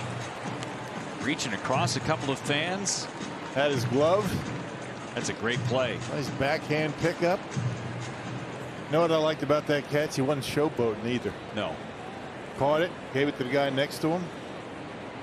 Done and done. No fanfare.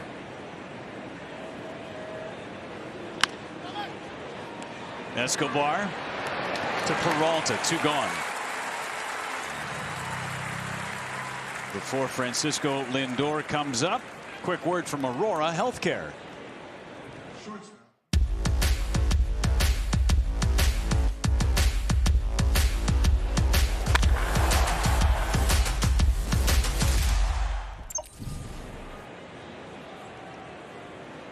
Souvenir for life. Let's take a picture of it.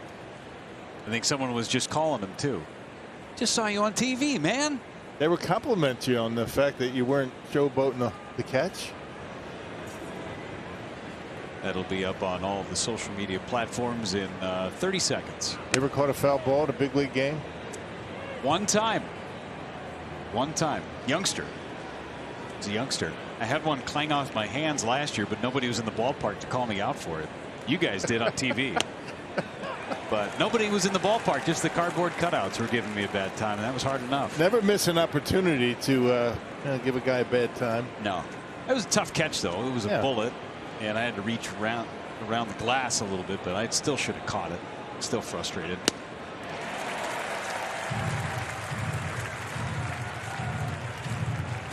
Always working on something, right, Rock? Always trying to get better. Yeah, right. If you're not getting better, you're getting worse.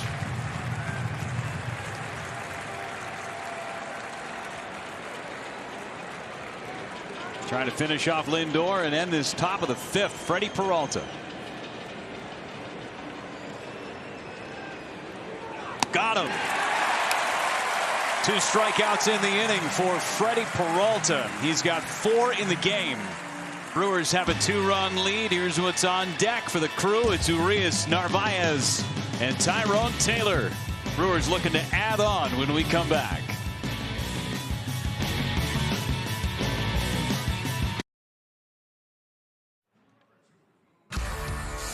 Milwaukee Brewers baseball on Bally Sports Wisconsin is brought to you by Cousins Subs. We believe in better. And by Toyota. Dear driver, hurry in and save. Toyota. Bob Uecker bobblehead day. Ryan Braun retirement day. 5-3 Brewers packed house at American Family Field. Carlos Carrasco done for the Mets. After 4 innings of work, they bring in hard-throwing right-hander Miguel Castro. Castro appeared in yesterday's ball game. I should say the 24th. And threw an inning, struck out a batter. He's only given up runs in 1 of his last 5 appearances. Pitching staff has been good for the Mets pretty much all season.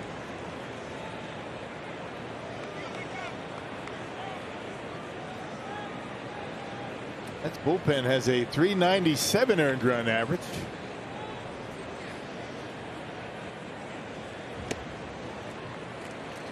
Rich Hill, who did a nice job yesterday. 5 innings, just a couple of runs on 2 hits. The walks kind of hurt him. A pair of walks that scored in the one-scoring inning for the Brewers. Brewers roughed up Tyler McGill a bit in game number 1.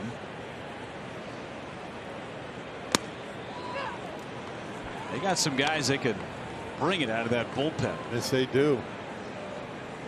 Diaz, I mean, he can touch 100 miles an hour. Castro's upper 90s, and then you've got the veteran left-hander and Aaron Loop, who's barely given up a run this year. Of course, just about everybody's bullpen has guys can rush it up there in the upper 90s. It's rare when you don't see 1 or 2 or 3 guys coming out of bullpens these days throwing that hard.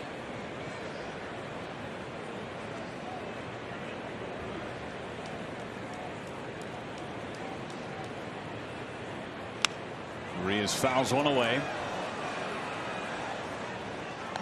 Take a look at the Brewers Powerball home run leaderboard. Robbie Garcia, who's getting the day off today, sitting with 29. Urias with 21. The Adames number is as of today, and just with the Brewers, he's almost caught Urias. And he spent his first 6 weeks of the season in Tampa Bay. Urias, a 2-run blast against Miguel Castro, lifetime. Couldn't pull the trigger on that breaking ball. He strikes out looking to begin the Brewers half of the 5th. That was a slider that time, and caught the inner half of the plate. Fooled him. Saw the rotation, just didn't spin, just didn't break. You see a spin like that, you expect it to go away from you, just stay right on the same plane.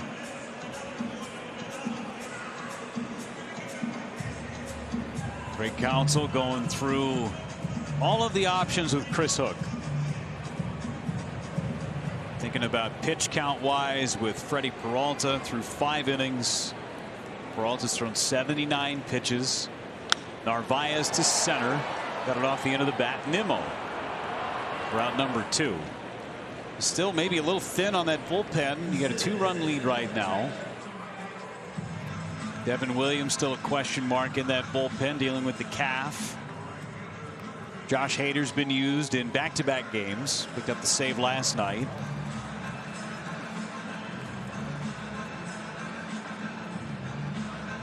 You might see Brent Suter in the game today.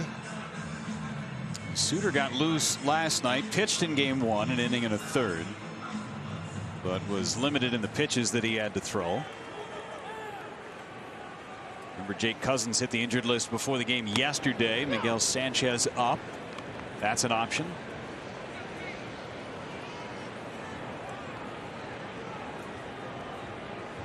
Tyrone Taylor trying to extend the inning to Lorenzo Cain. Taylor 0 for 2. Down to the count 0-2. 98 with some funk on it. Yeah, a little bit of movement, a little 2-seam fastball at 98 going in on Tyrone that time. It's a nice, easy delivery. Ball just jumps out of his hand.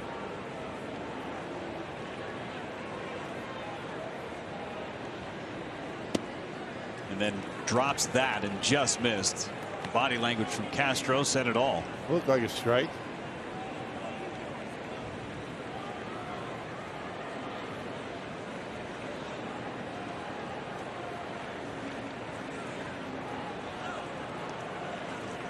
Asking for the slider again. No doubt about that one.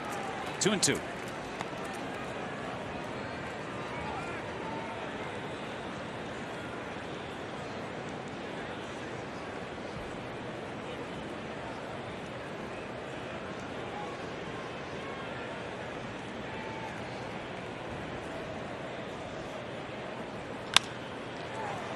Jonathan Villar.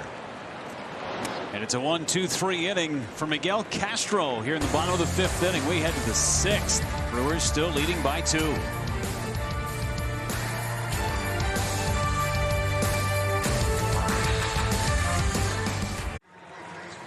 5-3 lead for the Brewers. Freddie Peralta still out there, top of the 6th inning. Major League Baseball celebrates Hispanic Heritage Month by recognizing the contributions made to our game by the Latino baseball community, past and present. Follow at Los Mayores and at MLB, and visit losmayores.com for full coverage. Freddie Peralta, 79 pitches, 5 strikeouts for him. Pretty good Spanish. Well done. I passed it in college. You took Spanish in college? I did. High school and college. That explains it. Those were simple words. Don't ask me to speak it. I can understand enough. I am certainly not on Sophia's level. Right. Not even close. Well, who is? In anything, in any walk of life. I took French in high school. Not sure why my father wanted me to learn French, but. Have you been to France? I have. Well, did it come in handy there? No, it did not. It's a shame. Conforto to center. Back is Kane. 1 away. Have you ordered a croissant recently? I have. Okay. They're good. Well, then you passed. It didn't help me in France. Do you like French onion soup? I do. Done. What food don't I like? It's a good question. Is there a food you don't like? No.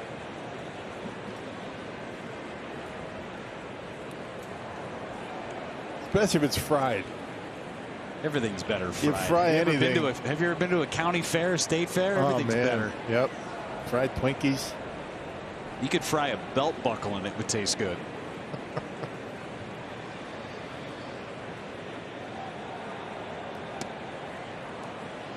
Alonso doubled his first time up. Scored on the 2-run double by Javi Baez. Baez with 3 RBIs in the series. This is a critical inning for Freddie Peralta, going through the gauntlet of Conforto, Alonso, and Baez.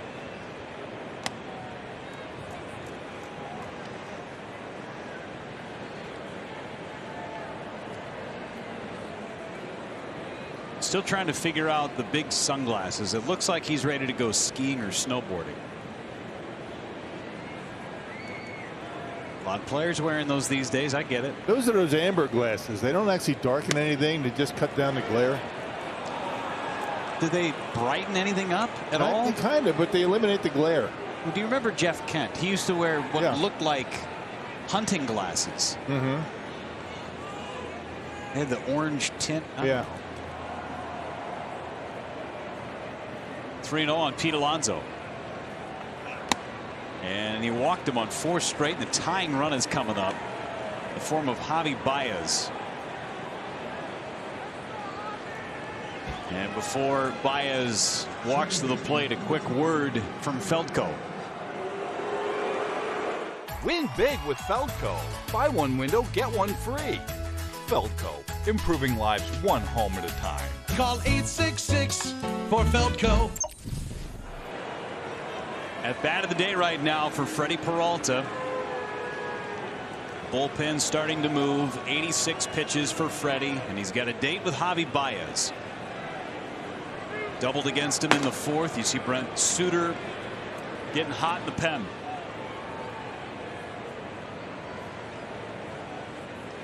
One for 2 is Baez. Wide strike not there on that one for Corey Blazer. Yeah, that's where you got to pitch Javi Baez, up in the zone with that hard fastball. You get it down in the zone, he's going to get a bat on it.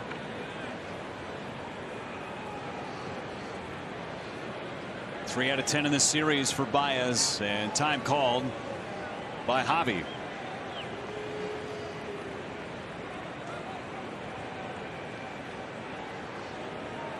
Trying to finish the 6th inning, Freddie Peralta. Missed with a slider.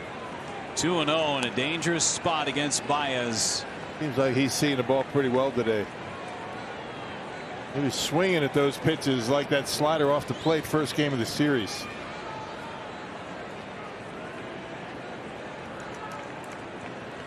Baez came into the series with hits in 11 of 12. Waved at that slider. He was in swing mode there. Yeah, he was swinging regardless.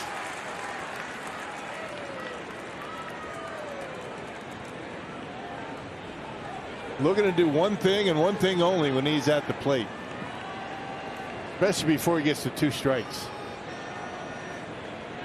Has to hit it as far as he can.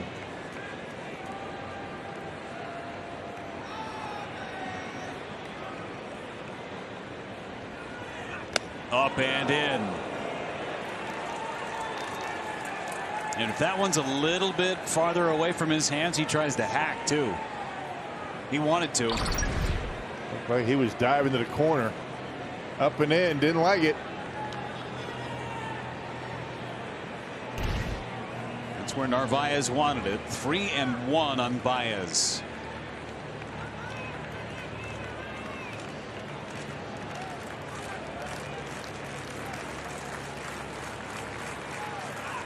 Line drive over Adames into left, a base hit.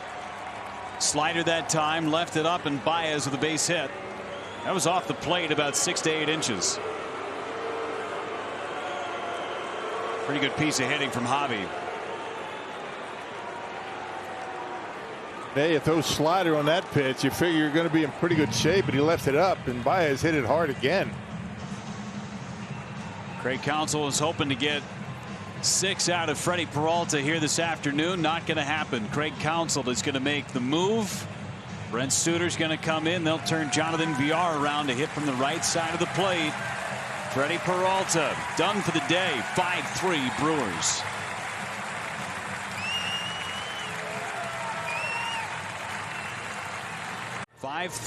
Brewers tying run on base. Freddie Peralta done for the day.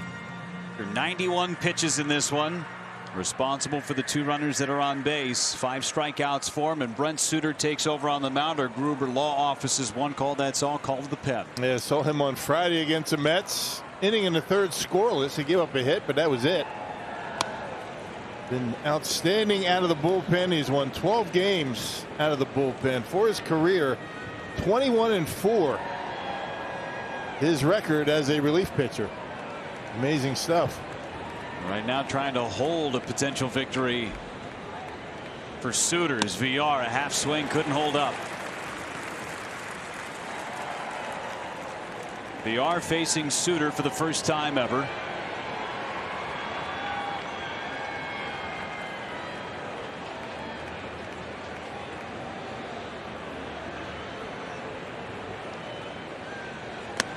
Check swing appeal, didn't go. Jeremy Riggs on that one. We haven't seen a yes from him yet in this game. Yeah, pretty close on this. He could have called that. For sure. Still getting barked out a little bit from that Brewers dugout. 2-1 pitch. Swing and a miss. No doubt about that one. 2-2. And he lives up there with a fastball like just about every pitcher these days.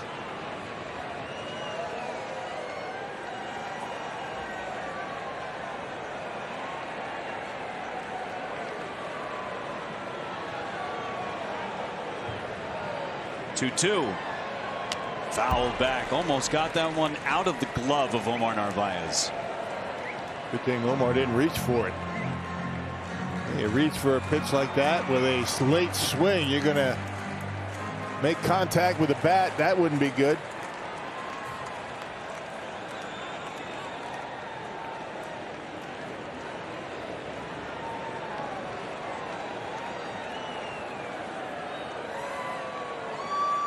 Another 2-2. Struck him out. Big pitch there for Brent Suter. 2 gone. Everything up in the zone. Nothing at the belt and below for Brent Suter. That's where he's most effective. And able to get the strikeout right at the top of the strike zone. Good pitch. A little bit of a slight cut to that fastball from Suter.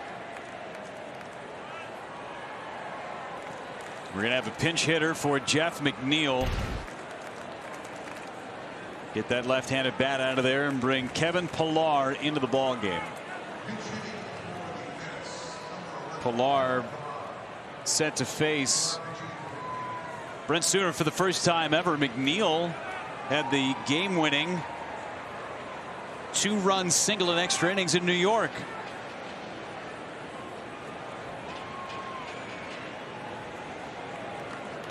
Yeah, Pillar pinch hit on Friday, struck out.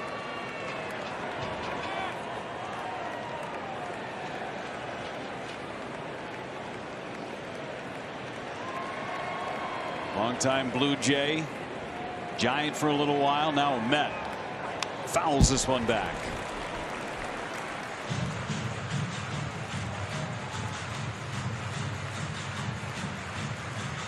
Outstanding defensive outfielder Kevin Pillar.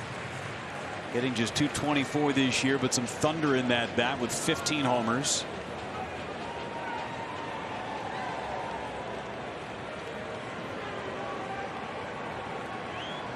Takes high, 1-1.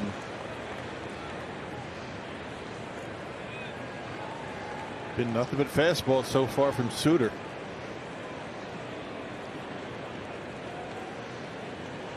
Two on with two out from New York. Elevated again, 1-2. Freddie Peralta in that dugout right now, crouched. Anticipating Suter getting through this. Fans sensing it as well.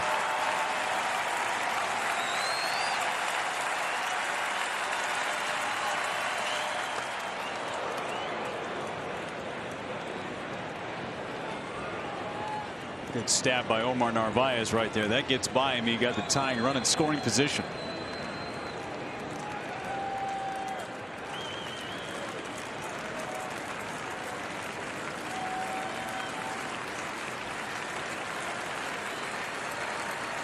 All eyes on Suter. Check swing foul into the Brewers dugout. This looks uncomfortable up there at the plate. Just like VR. That mid to upper 80s fastball. Giving these guys some problems. Let's see if we can finish it off. Nothing but fastball so far.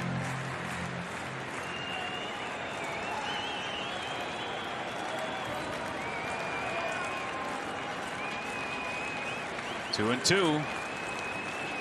Just high. Pillar putting together a good AB here. 3-2. Still nothing but heaters. Got a good changeup. He's got the curveball, the slider. Catcher Tomas Nido. He's on deck. Right now Suter wants to get Pillar. End this threat for the Mets. Runners go. Little flare behind short. Adames can't get there. 1 run scores. Baez held. Throw goes all the way through.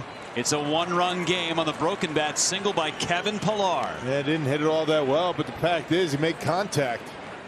Able to put it into play, just dumps it over the head of Adames. And now the Mets tying run at third base with 2 outs and down by a run. There's that slight cut on that fastball. Left that one down just a little bit. Everything else was a little bit further up in the zone. You get it down in the zone. A little bit easier to get a bat on it. Able to dump it into left. You just never know with the base running antics of Javier Baez what he's going to try and pull off too over there at third base, or what he could have tried to pull off running and in motion on the pitch. Which is why Yelich got it in really quickly. He wasn't messing around. Baez walking down to Tomas Nido right now, giving him a scouting report. Freddie Peralta, all he can do is watch. Nido about to face Suter for the first time. Baez has seen Suter more than anybody on this roster.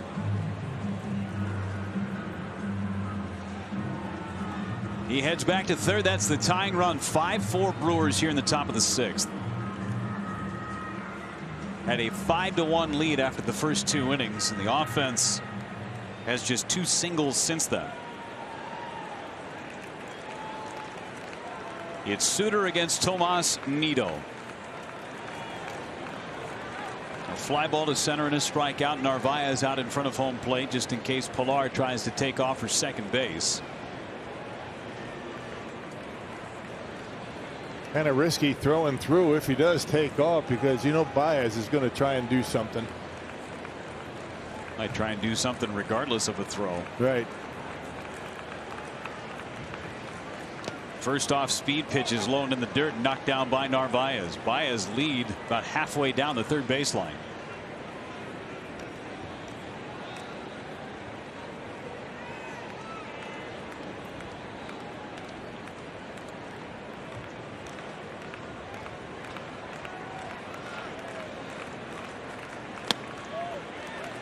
Little high. It's 2-0 on Tomas Nido.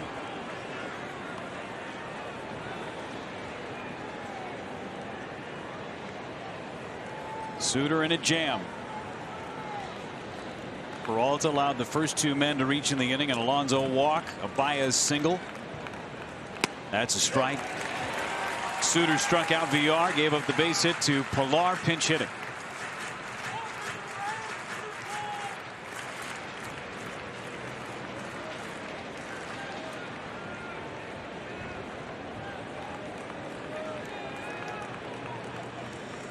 Nido to right. Tyrone Taylor back. Makes the catch in front of the wall. Suter escapes. The Brewers have a 1-run lead, 5-4, as we go to the bottom of the 6th.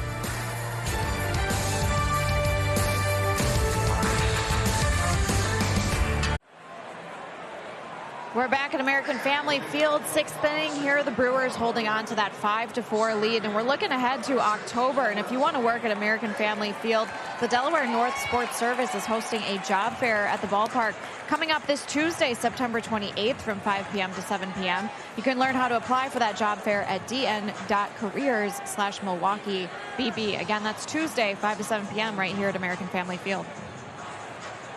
Great day to be at the ballpark. Jeurys Familia on for the New York Mets. 63rd appearance for the veteran right-hander. Hasn't given up a run in his last 4 appearances. Last appeared in the game on the 22nd against the Red Sox. Scoreless inning in that appearance. Overall earned run average under 4 as Kevin Pilar takes over in left. Lorenzo Cain, couple of base hits today. The first one to face Familia. Takes strike 1.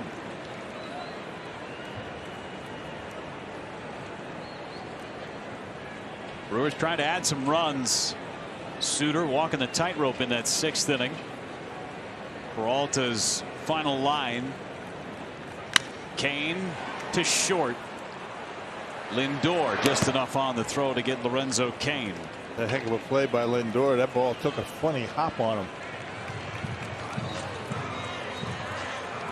Here comes Daniel Vogelbach.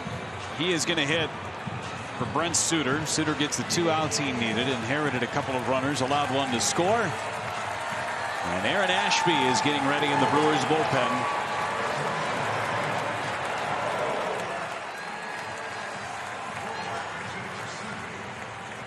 Vogelbach 1 for 3 in the series.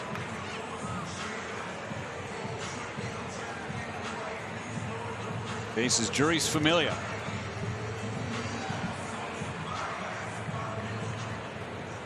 And facing him for the first time ever.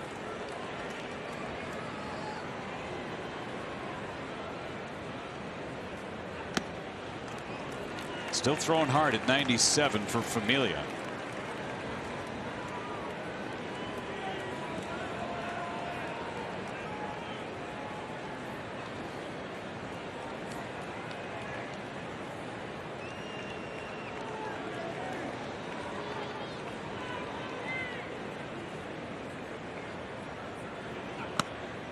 Strike on the outside edge. Familia has pitched in every game of his big league career save for 30 for the New York Mets. And traded to Oakland. Pitched in 30 games for the A's in 2018. Came right back and signed a new deal with New York. Had 51 saves to lead the league back in 2016. And Mets run towards a World Series. Yeah, 1 save this year. He's blown 7. Hard thrower, good stuff.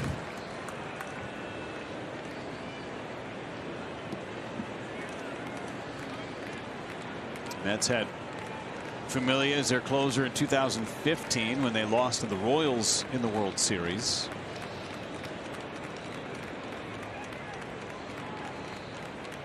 2-1 coming. 3-1 now. 91-mile-an-hour slider. Yeah. Upper 90s fastball, slider in the 90s. I mean, it's just incredible stuff that these guys can run out there out of these bullpens in the big leagues. Wonder why offense is down.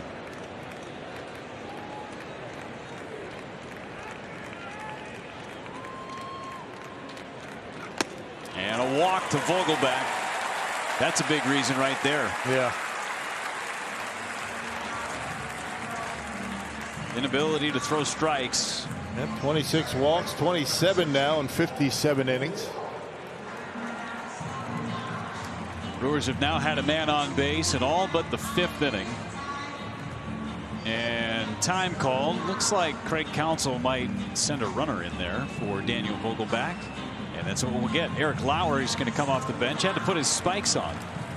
Second time in this series that Daniel Vogelback has come up, pinch hit, drawn a walk, and then gets pinch run for him. I mean, that's a good day's work. Yeah, no kidding. Doesn't even have to run. On base percentage at 1,000. Doesn't have to break a sweat. Stand up there, take 5 pitches, walk, pinch run for him. Here's Lauer at first, and now Wong hits. 2 walks, 2 runs scored.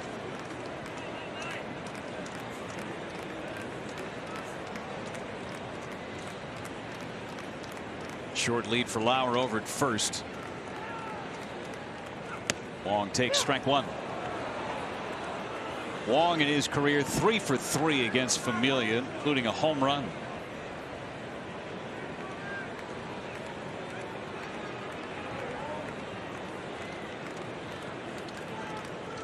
Familia slowing things down.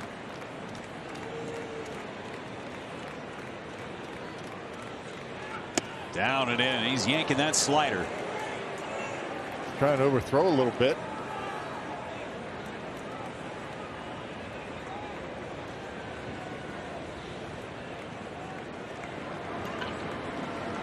Aaron Loop, the left-hander.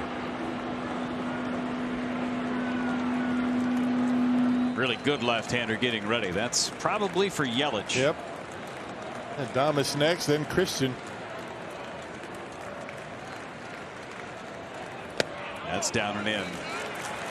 A check to no avail from Bill Welke.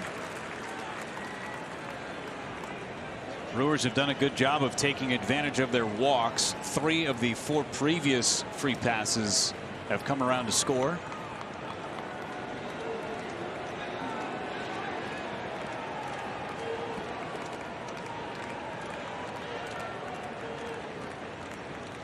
Wong center field.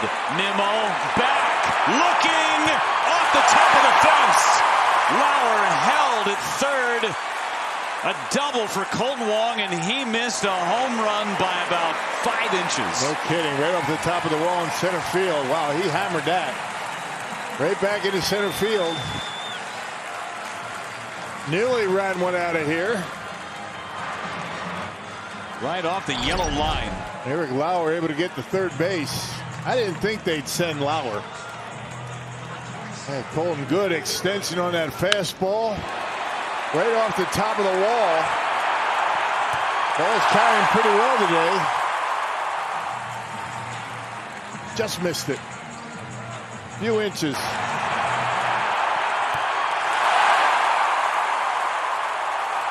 A little faster than Vogelback, but not fast enough to score.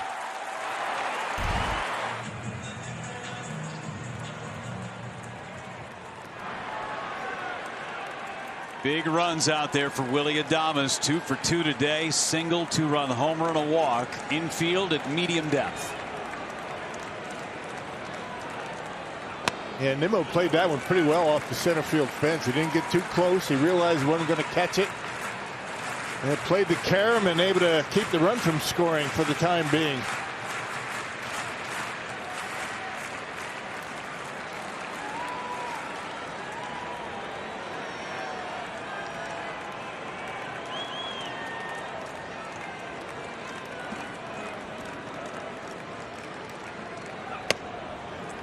2-0 on Willie Adames. He's 1 for 2 against Jeurys Familia in the past.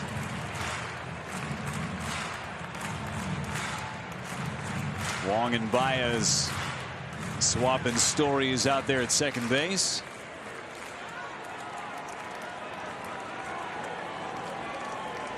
Big gap in left center. Lauer the runner at third. Wong at second. Big cut. 2-1.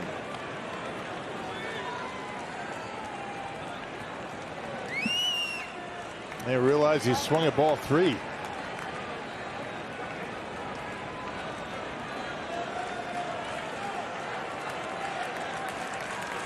Packed house today at American Family Field. 5-4 in the bottom of the 6th, looking to add on.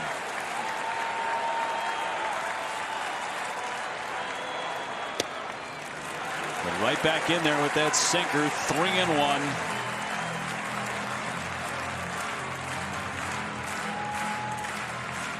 I think Familia knows that this is the end of the line for him.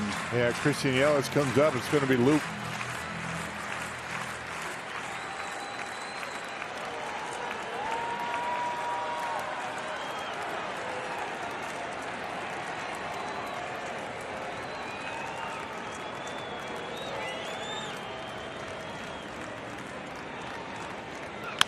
To the third baseman, VR. Lauer coming home, and VR couldn't get it out of his glove and throws it away.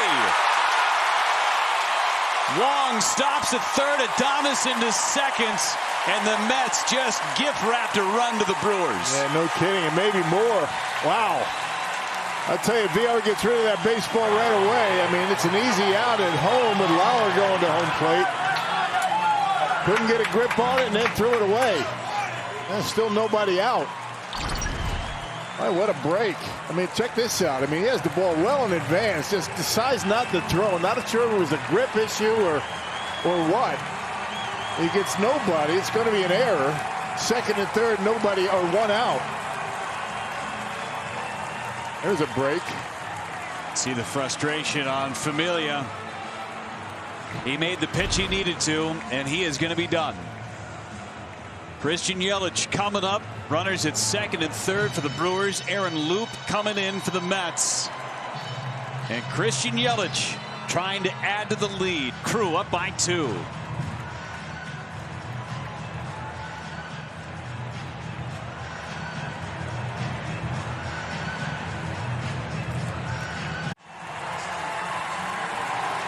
(6-4) Brewers.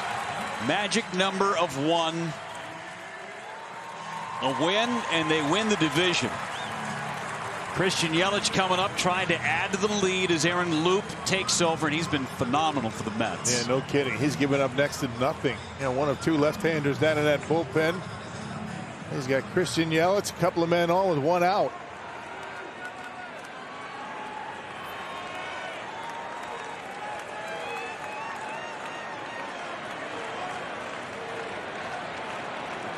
Infield in the pitch. It's a strike. For the scoreboard watchers out there, the Cardinals have just tied the game in the top of the 8th inning. Harrison Bader with a solo homer. Cubs coming up in the bottom of the 8th. A loss by the Cardinals clinches 2. The pitch. It is low. It's a tough arm angle for a lefty, the way Luke throws it. Goes across his body. Left-handers really have to concentrate on keeping that shoulder closed and driving the ball to left. Yelich 0 for 4 with 3 strikeouts against Luke. The pitch. Popped him up. Out goes Lindor. Tough play. Pilar coming in. It's Lindor. And no tag, no nothing there. That's a big run to be left out there. A good pitch by Luke. Got him on a pop-up. Well, Escobar has come up in these opportunities. Runners in scoring position, 2 outs, a couple of different times in the series, including earlier in the game, and come through. Can he do it again? 4 2-out RBIs in the series. Don't be surprised they pitch very carefully to Escobar. Of course, you got Arias on deck. He's been good.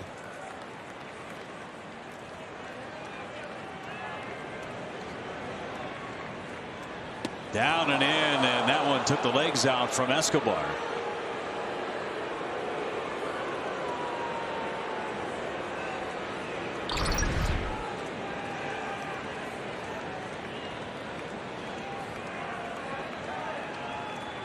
Escobar is 4 for 7 lifetime against Aaron Loop. Maybe that's why he came inside.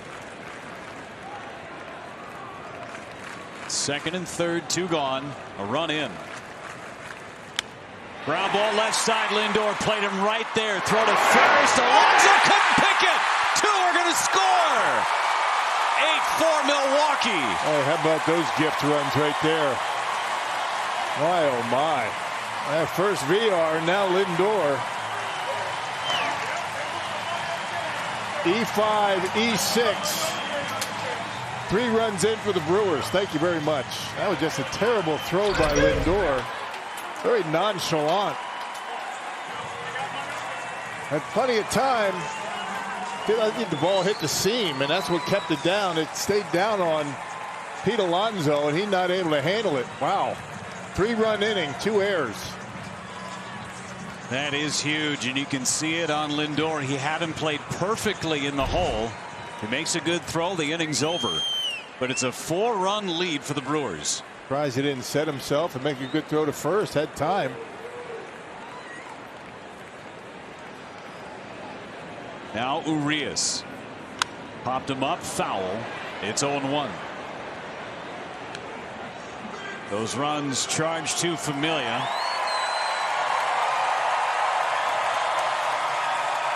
Escobar will get credited with a base hit.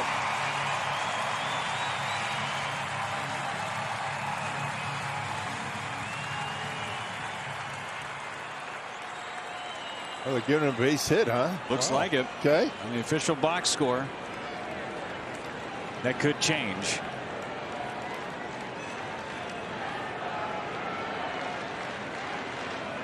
Right side of the infield wide open. Loop throws. 1-1.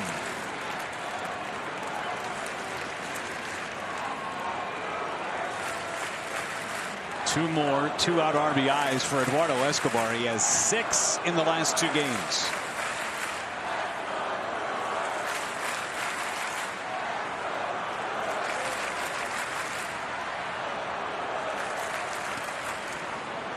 One and 2 on Luis Urias. They didn't give him 2 RBIs on that, did they? I mean, one of them had to score on the throw. It was a bad throw. But who am I to argue?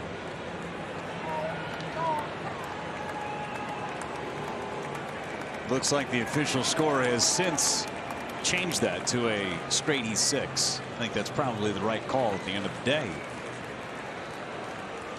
I'd be all right with a hit and an error, but not a hit, an infield hit and 2 RBIs. That one down and in on Urias.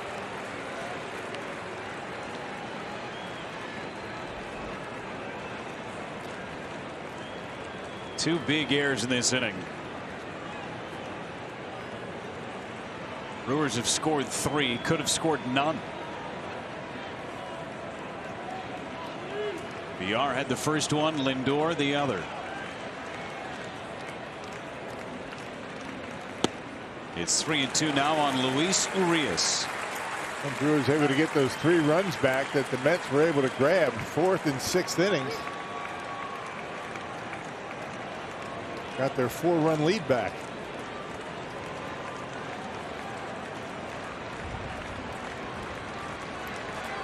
Escobar will be moving with the pitch. And Urias draws the walk. That will allow Omar Narvaez to come to the plate and hit against Aaron Loop. 6th walk issued by the Mets. 4 of them have already scored.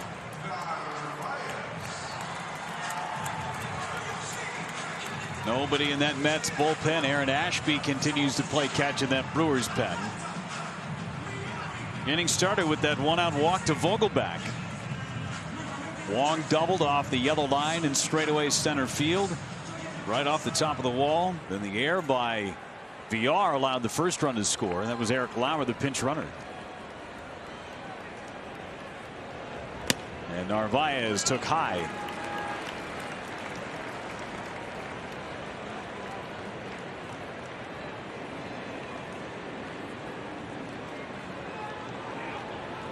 Simple math. Brewers hang on and win. Division champs. Narvaez fouled it back. Day off tomorrow, then head into St. Louis with no pressure.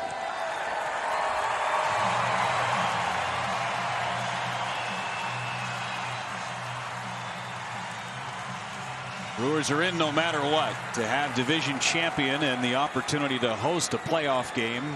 And game number 1, huge.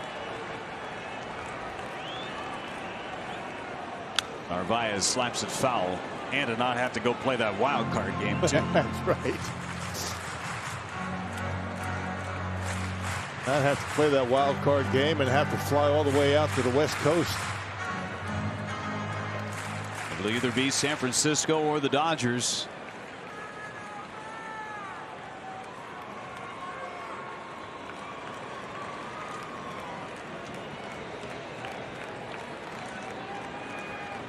Time called. Both the Dodgers and Giants leading their respective games.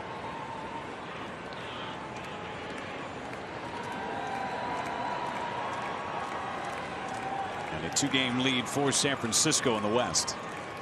1-2 to Narvaez. Just missed. 2-2.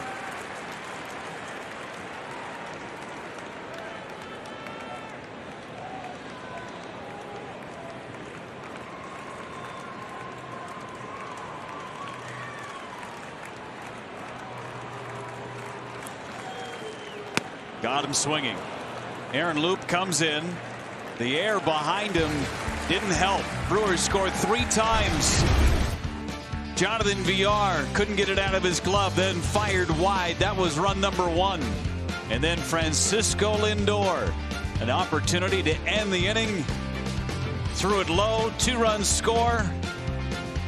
Brew Crew soaking it all up 8-4.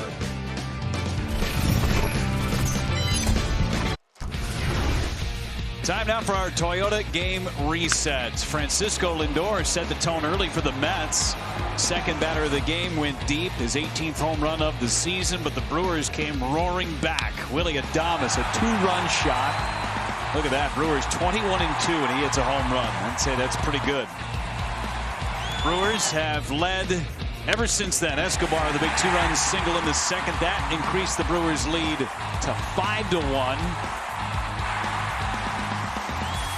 And then the Brewers have since added on a 3-run 6th inning to make it 8-4, and they give the baseball to this Loctite bullpen. Aaron Ashby gets the 7th inning for Craig Counsell. Yeah, we saw him on Thursday. Took his first career loss against the Cardinals. 2 innings, 2 hits, 3 runs, 2 of them earned. He did give up a home run. That was to Paul Goldschmidt. 11th appearance for Aaron Ashby and a .321 earned run average. Good stuff from him. Let's see how long he can go today with the Brewers holding a 8-4 lead. He'll face a pinch hitter to start. Jose Peraza, who made the final out of the game last night. It's his first look at the left-hander Aaron Ashby. And he takes ball 1 inside with a breaking ball.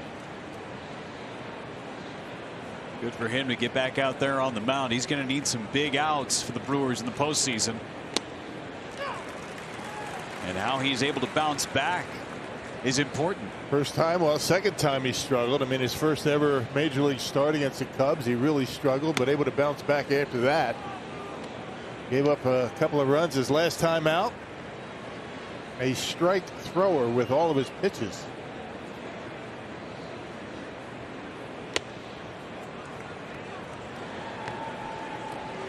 He's behind Peraza, 3-1.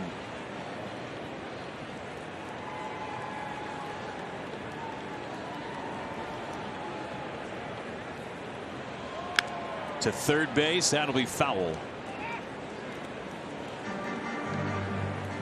Fastball, curveball, slider, changeup for Aaron Ashby.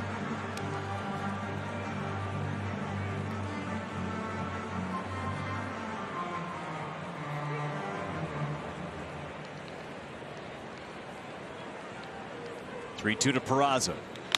To third, that is a foul ball. almost Urias tried to make it appear to be fair. I think Aaron Ashby ever thought when the season started in the minor leagues that he would be in the biggest game of the year for the Brewers? I think he was hopeful the way that he pitched in spring training. I know he was on the map, but this is a division clinching game. I think Craig Counsell had an idea he might be, the way he threw the baseball in spring. He's gotten better and better as the season has progressed. Peraza to center. Lorenzo Cain. One gone here in the 7th. Before Brandon Nimmo hits, let's check in with Sophia Minnaert down on the sidelines. Well, since Aaron Ashby made his major league debut at the end of June, it's been just 10 games for him here at the major league level. And Rock mentioned he's coming off of a tough outing, took his first career loss on Thursday against the Cardinals, gave up 3 runs in his 2 innings. And I talked with him this morning just what he took away from that outing. And he had such a great perspective. He said it's never a bad outing as long as you can learn something from it. So he said that what he took away, he said, I just need to slow down in those situations. He said I need to do better, be smarter with my pitch selection, my execution. He said knowing what I can get away with, certain pitches to certain hitters, the situations. He's still learning a lot here at the major league level despite how good his stuff is. So he said every time he's out there, he said he's learning how to control the excitement, how to control the energy. These are big spots he's pitching in. So he says if he can continue to do that, he said it gets easier for him every situation. And these are all great learning experiences for him. Thanks so much, Sophia. Learning that in the big leagues you can have just a little bit of padding on that right elbow and get clipped by a pitch there. He didn't get out of the way, did he? No. And he actually laid that elbow in there. And Corey Blazer gave him first base. The old chicken wing move right there by Brandon Nimmo. Here's Lindor, hits from the right side of the plate, a man on base.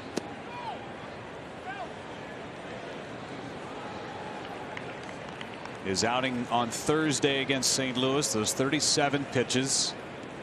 Had a pass ball that cost him the lead initially, and then gave up the Goldschmidt home run in the 9th.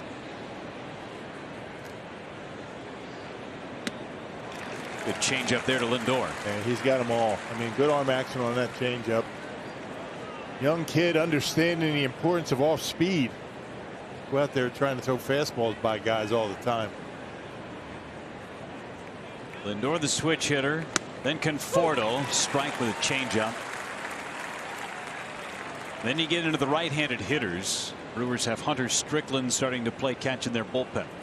Middle of this Mets order has been doing all the damage today. Alonso and Baez, the only other RBI coming from Lindor. The home run back in the 1st takes high, 2-2.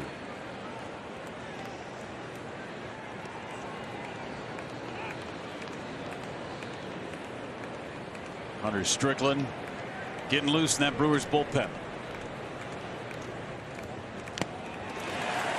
Narvaez couldn't hang on.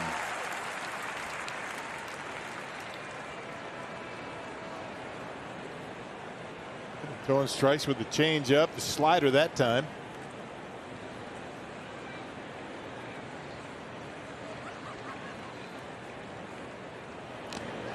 Chased that one and foul, just did foul tip it. I don't know how he fouled it. Yeah. Picked it off the dirt.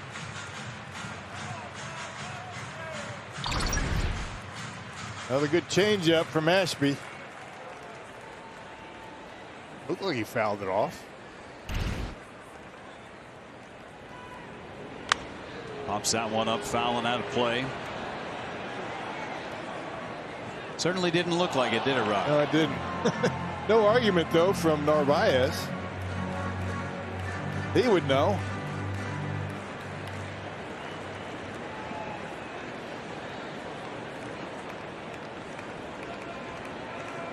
Another 2-2 pitch from Ashby. Popped up foul.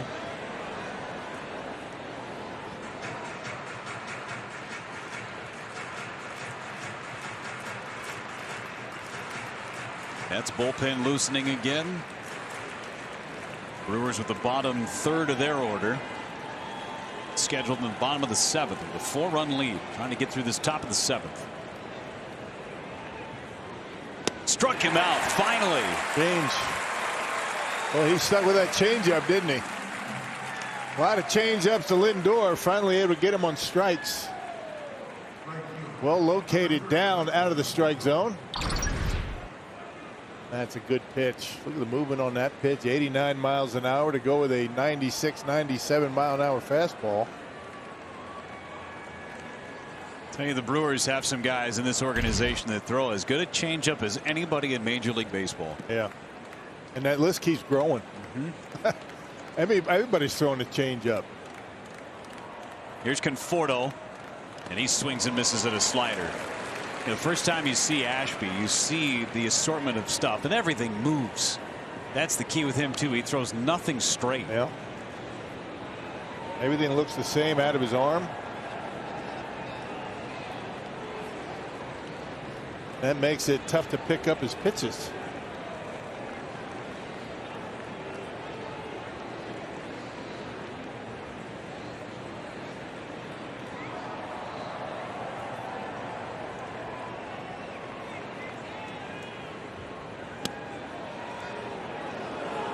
Just missed. 1-1. Narvaez held it there an extra moment. Narvaez looking up at Corey Blazer. Saying, where was that? Let's go.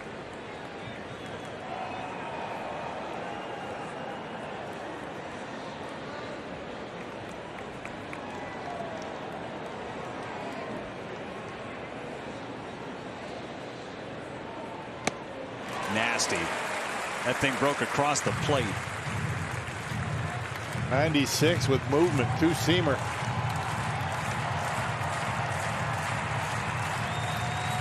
So you see two sliders in the high 80s and then 96 that starts down the middle and ends up at your back foot.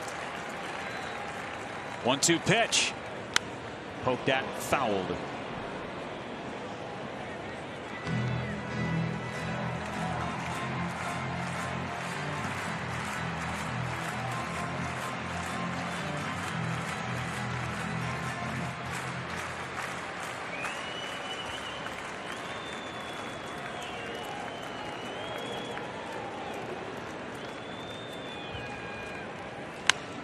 To shallow left. Another bleeder falls for the Mets. First and second now for Pete Alonso.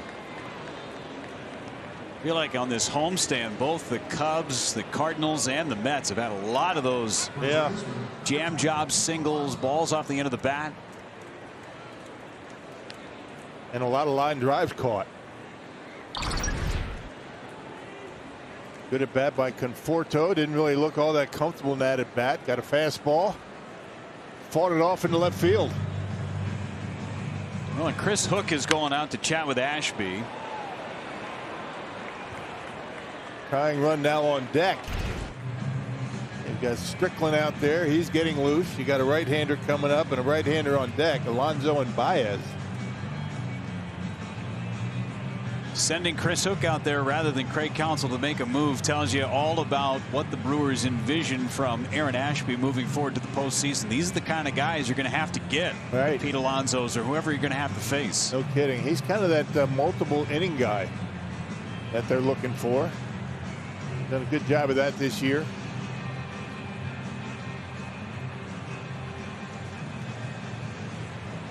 Going to face his toughest task right now with Pete Alonso.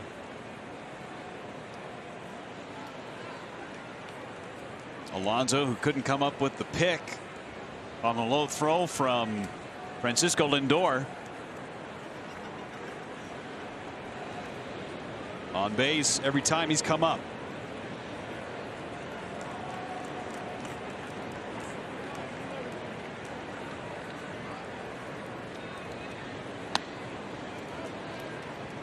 Alonso with 16 of his 35 home runs against left-handed pitching this year.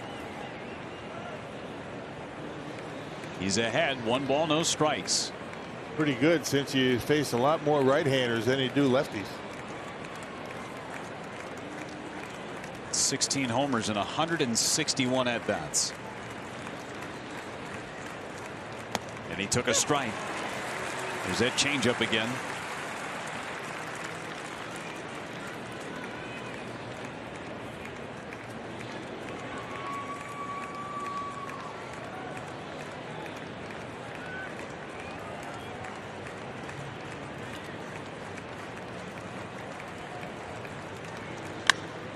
towards right, peeling towards the seats. And Ashby ahead in the count, 1 ball and 2 strikes.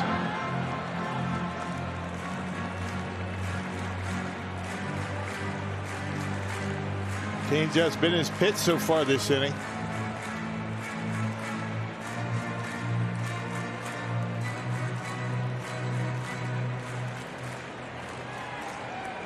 See what he goes to here. First and second, 2 outs. Top of the 7th inning for the Mets.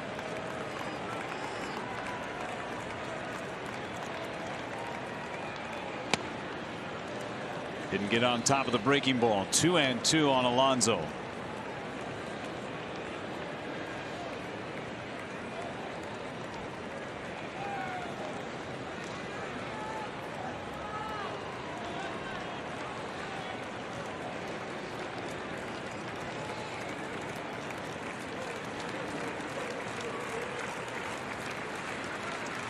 Two. Struck him out. Got him to chase the changeup. Narvaez completes the strikeout, and the Brewers get out of it here in the top of the 7th inning. They maintain their 4-run lead at 8-4.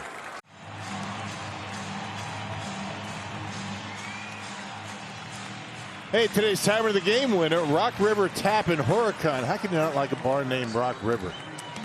It's perfect for you. In Horicon, if they call the Brewers by 10 o'clock tomorrow morning, they get 40 tickets to a Friday night game in the Miller Lite Beer Pen. It's offered courtesy of the Tavern League of Wisconsin and Miller Lite. If they don't have a picture of you on the wall at the Rock River Tap, they need one. They will soon. You're going to send it to them. Heath Hembree on to work for the New York Mets. Brewers up by 4 in the bottom of the 7th. Brewers saw Hembree earlier in the series. Seen plenty of him this year too as a member of the Reds. 8 appearances overall against the Crew this season for Hembree. Yeah, he threw an inning scoreless, struck out a couple of batters on Friday. He saved some games for the Reds. Yeah, good fastball for Hembree. Bigger in run average though this year. The way he's thrown against the Brewers, you'd never know it. 2 saves against the Crew as a member of the Reds. But when he's given up runs, they've been big numbers.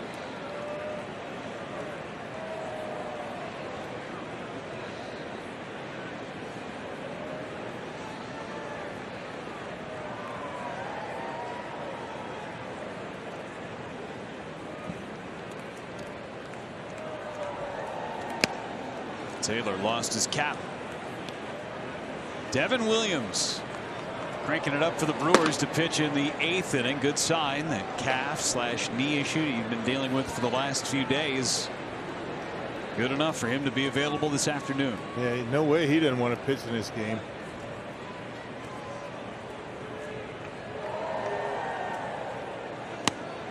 Taylor swings through that breaking ball. 2-2. Update from Wrigley. Well, the Cardinals doing what they're doing. Scored the go-ahead run on a wild pitch, and then Tyler O'Neill with an RBI ground out. Cubs coming up in the bottom of the 9th, trying to do something special down at Wrigley. Yeah. We've just got to take care of their own house here today. Taylor, right center. Nimmo called off at the last moment by Conforto.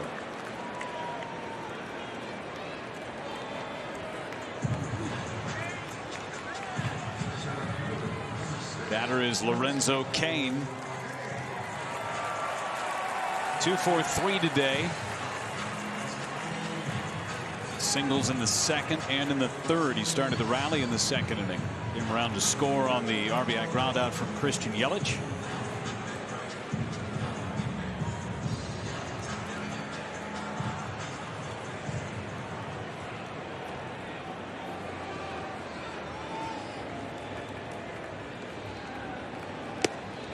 Second sellout of the year at American Family Field. 43,430.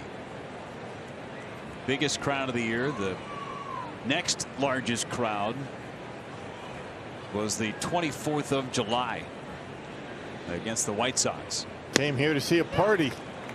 6 outs away.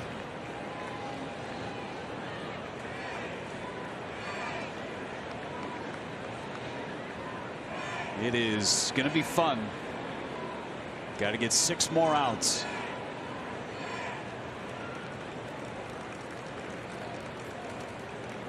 Kane, shallow center. That one with eyes. Baez, wow, he laid out and made the catch. Great play by Javi Baez. Yeah, that was something else. Got to take the good with the bad with that guy. Yeah, but he is some kind of an athlete.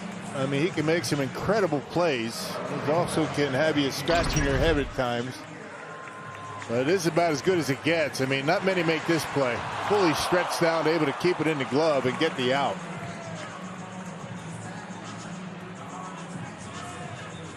Close that glove just before he made contact with the ground.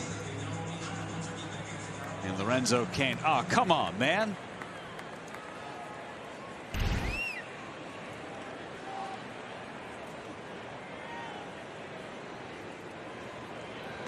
JBJ pinch hitting, takes a strike. Ashby's going to be done. Devin Williams will be the pitcher in the 8th for the Brewers.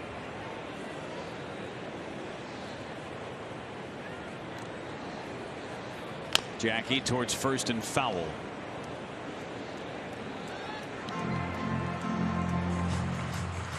Down to the count 0-2.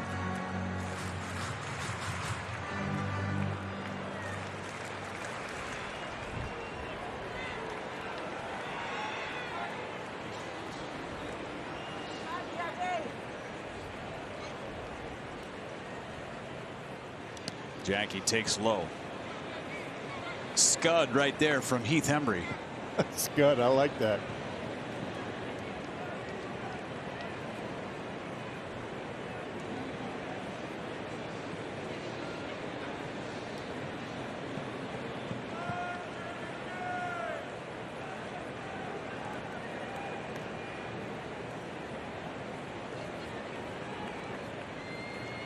Going back in there on JBJ and missed. Trying to coax a swing.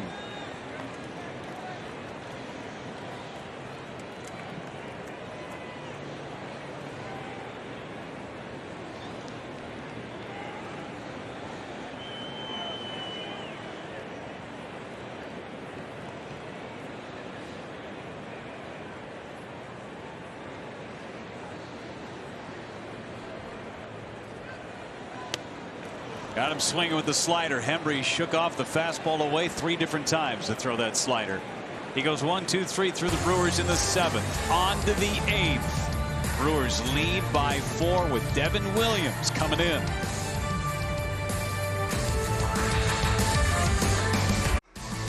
All right, back at American Family Field, 8-4. The Brewers lead it going to the 8th inning. Craig Kushan and Vinny Rottino, a sellout crowd, 43,000 plus. We've been out in the middle of it. You can really sense a playoff type atmosphere here today with the Ryan Braun ceremony and just the way the Brewers have been able to score some runs here today. It's been electric here, and look, Counsell told this team they're going to have to take it since all of a sudden the Cardinals have turned into the 27 Yankees and don't lose. So and that's what they're doing. They're about to sweep the Mets when they needed to. So awesome. All right, let's see if the Brew Crew can hang on here to this 4-run cushion. We've got Brewers Live postgame presented by Freighter and the Medical College of Wisconsin coming up after the ball game. Devin Williams making his way out on the hill right now. We'll hear from Craig Counsell all coming up. Plus, after our coverage, you can go to the Valley Sports Wisconsin social media pages for Brewers Final Pitch presented by West Bend, the Silver Lining. We'll recap this series and get you set for the Brewers road trip to St. Louis and L.A. next week to wrap up the regular season. But really, this should have been a giant tease for a giant postgame, but we don't want to jinx anything. But just in case the Brewers do hang on, stay tuned because we're going to be on for, I'm guessing, a couple hours. Big time coverage. A lot of interviews. Rock's going to be on the field. Sophia's going to be in the clubhouse. At least that's plan A. Jeff? Well, hopefully, folks, you got 6 outs to go. We appreciate it. Couple hours? Yeah, Rock, you're going to be down. You're pulling overtime today. I'm ready. I'm ready. I'll do whatever they want. Javi Baez leads it off against Devin Williams. And he swings at the first pitch, pops it up. Eduardo Escobar with plenty of room. 1 gone. Devin Williams making his first appearance since September 18th. Dealing with a calf and a knee issue. You can sense that the Brewers are starting to feel it. They're 5 outs away. Yeah, that appearance against the Cubs back on the 18th. He earned his 8th win of the year. A scoreless inning that included 3 strikeouts. Brewers scored a couple of times in the bottom of the 8th inning and won at 6-4. Feels like a long time ago. Standing room only. Hoping to watch the Brewers clinch the division.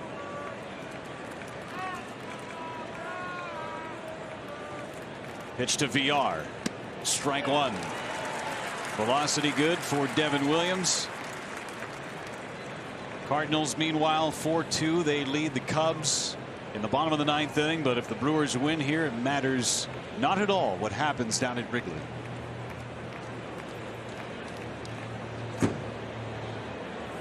Pulled on that changeup a little bit to Devin Williams. Hey, good to see him back out on the mound. You want him, sitting on the sidelines too long. Got to get him ready for postseason.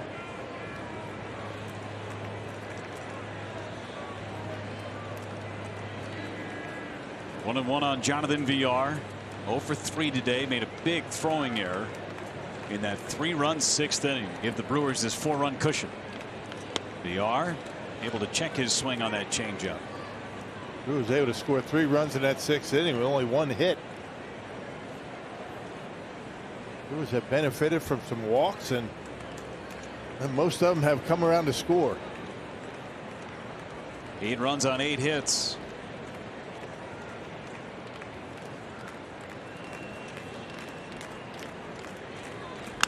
VR tugs one foul in the right field line. Well, this being the last regular season home game of this 2021 season, make sure we have an opportunity to say thanks to our great Valley Sports Wisconsin crew. You do such an outstanding job, and with the television broadcast not being on the road this year, you really have the appreciation for everything that this crew does here at American Family Field for these home games. Bringing you great pictures, the people in the truck, A-plus crew. No kidding. And we appreciate them more every year. And one of the benefits of not traveling and doing all the games here at American Family Field, even when the team's on the road, is we get to work with them every single day. Best in the business. Our great producers, Brent Reeland, Dan Keener, directors John Walsh and Renardo Lowe.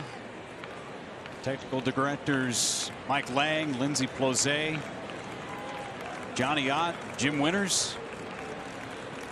Swing and a miss by VR. 2 away. Kevin Pillar, who had a pinch hit single back in the 6th. Pillar coming up. Devin Williams looked like he missed no time. And sometimes when you have a long layoff, that changeup might not be as effective, but it certainly has been. Great pictures that are provided to you each and every day. We have some outstanding camera folks. Dan Quinn, who's also a tech manager. Rick Brunch, also tech manager, runs camera for us. Strike on Kevin Pillar, Andy Stieber, Keith Wood, Dwayne Rodriguez, Leslie Fitzsimmons, Jesse Levy, Ryan Risotto. Call him Rizzo. Yeah, easier. Nick Miller, Dan Gibbons, call him Gibby. These guys have been together a long, long time, men and women. Strike 2. Bob Albrecht, Kurt Dennison, Chad Johnson, Jeff Peel, Brett Rabatka, Trent Wendorski, John Hannon, Tom Dorner, Will Tinsley, Todd Andreessen, Dan Willandi. We appreciate it. Here's the 0-2 pitch to Kevin Pillar. Chopper to short. Adames. A beautiful, perfect 3-up, 3-down inning from Devin Williams. Bottom of the 8th coming up. 8-4 Brewers.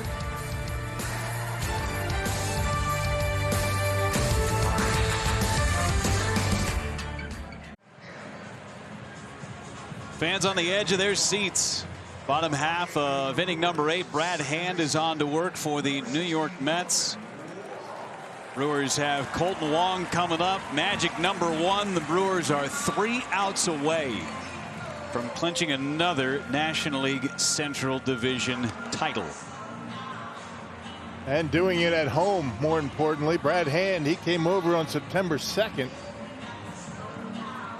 A former closer with the San Diego Padres. 65th appearance overall for Hand. You can see his numbers: 21 saves, 29 opportunities. Giving up the 9 home runs. Second time we've seen him in the series. Christian Yelich hit a triple against him. Ended up scoring a couple of days ago. At the top of the order, Wong, Adames, and Yelich.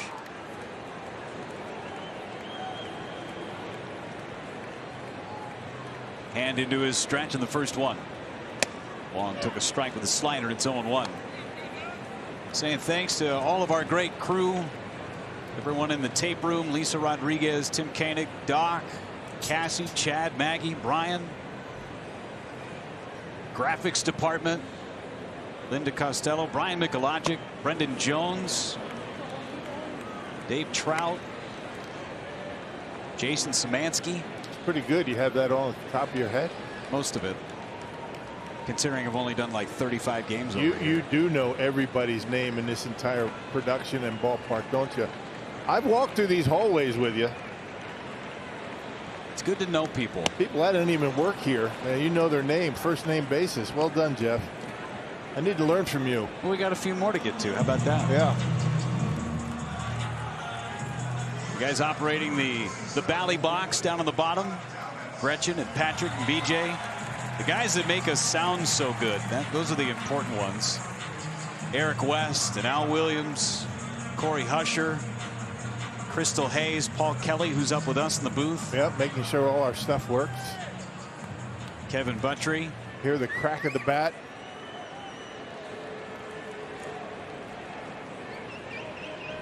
Barry Woolley as well. Utilities, Phil Reff and Kenny Kay. Video department, David, Pete, Rachel, and Ron make everything look good.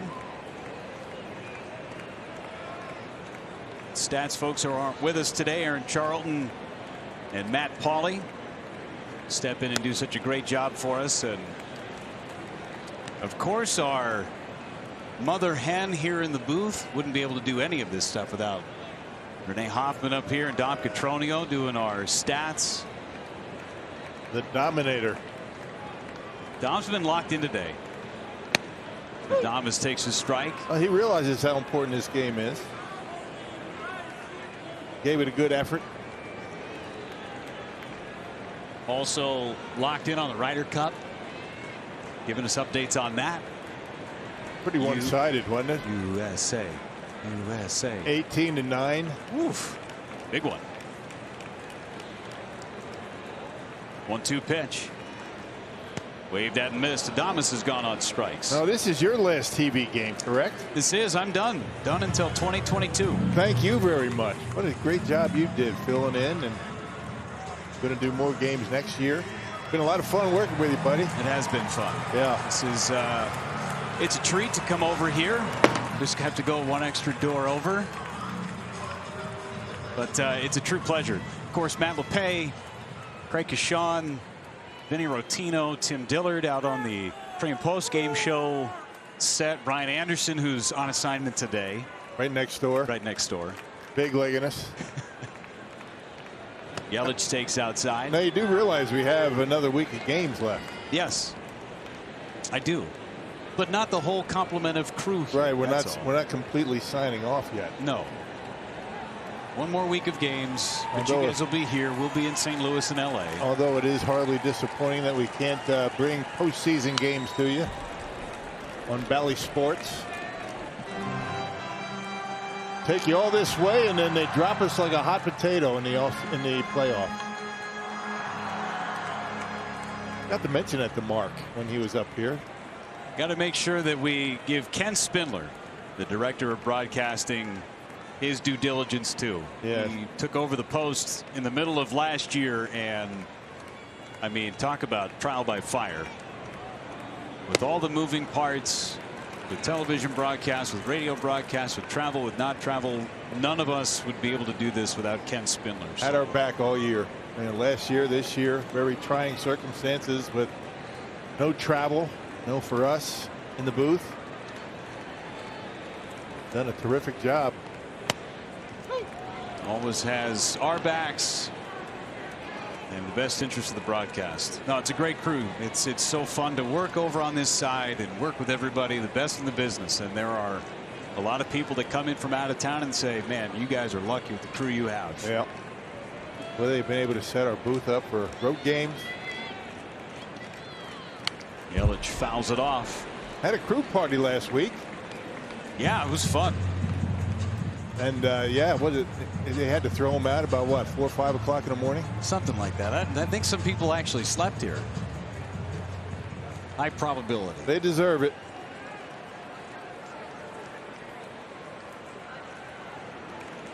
That's where the party was. Still cleaning up. 2-2 pitch. Back to the backstop. No, we appreciate it. It's been a blast. A heck of a year. Still got 6 more games to go on Bally Sports Wisconsin. And 3 big outs today. 3 big outs today. Josh Hader getting loose. He wouldn't miss this game either. Try and close out all 3 games of this series against the Mets. Devin Williams looked good. Flawless 8th. 3-2 to Yelich. And he walked him. So the inning continues for Eduardo Escobar.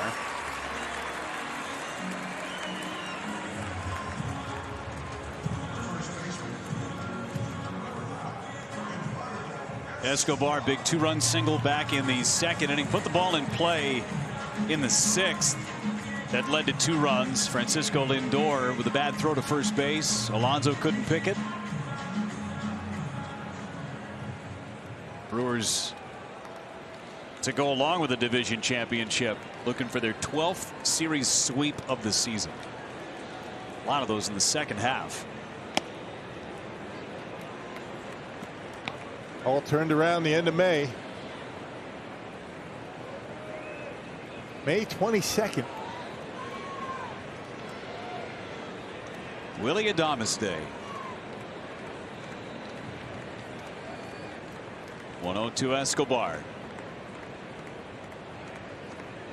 Line drive caught. Ooh, I don't know if VR caught it or it caught him. A bullet by Escobar.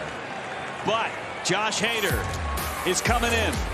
The Brewers trying to punch their ticket and get themselves another division championship. They did it in 11. They did it in 18 in Wrigley. Can they do it again here at American Family Field this afternoon? 3 outs to go. A flashback to 2011. Fitting. Ryan Braun being retired today as a Brewer. This is how the Brewers clinched it in 2011. Big home run against the Florida Marlins. They celebrated big time in the Brewers clubhouse. That was September 23rd, 2011. This was October 1st, 2018, game 163 at Wrigley. Josh Hader on the mound sealed the deal. Brewers with 96 wins that year, won the division, ended up going to the NLCS. And the Brewers trying to do it for a 3rd time in franchise history, win the Central Division. Magic number is 1. You get 3 outs, and the Brewers are the champs in the division. Josh Hader on to try and close it out and pop some champagne. That's number 34 last night. Not a safe situation as Tomas Nido takes ball 1. 4-run lead, just as it was in game 1 of this series. A 5-1 victory for the crew. White knuckler last night. Swing and a miss. It's amazing. I don't care how long you've been doing this job, you still get the nerves going in situations like this. Fans are standing. Great atmosphere. 43,000. Swing and a miss.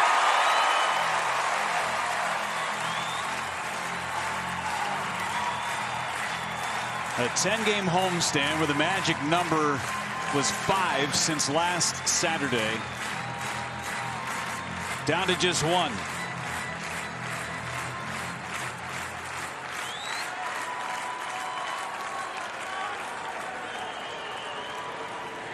One-two pitch. One gone. 2 outs to go. The harder he throws, the harder they swing, and that's exactly what he wants you to do. A blow-by fastball to get him.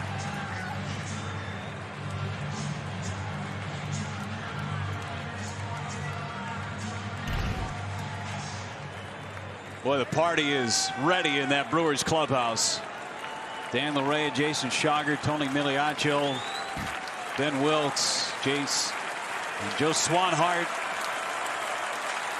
They are all set.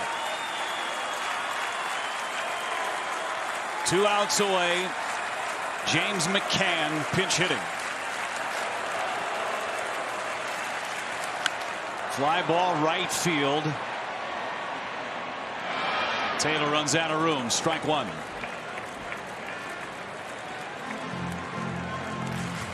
Brewers have led this one since the bottom of the first inning. A Willy Adames 2-run home run. It's amazing. They've only trailed for just mere moments in this series against the Mets. And with 3 add-on runs in the 6th inning, gave them back their 4-run lead.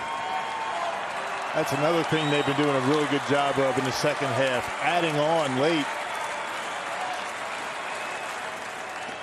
Slider didn't go on the check swing.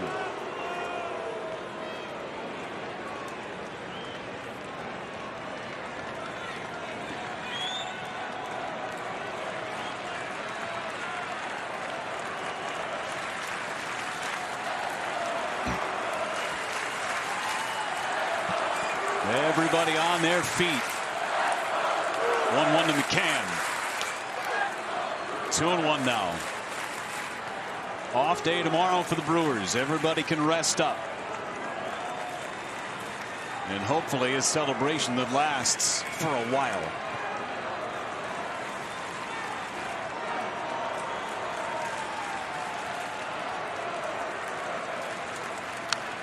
Two and 2 on James McCann.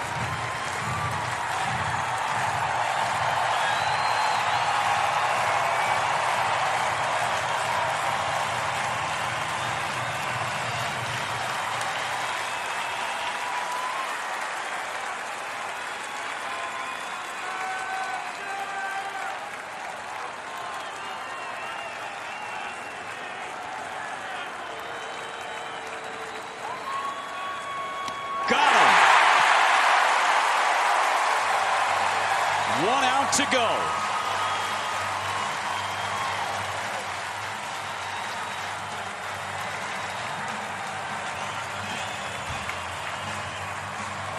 That's an Osseo family looking on, and Josh Hader blowing away James McCann. Yeah, that high fastball, unhittable. Here it is, hit it if you can. 98. 1 more to go. Goggles are in position. Brandon Nimmo, last chance for the Mets to extend the game.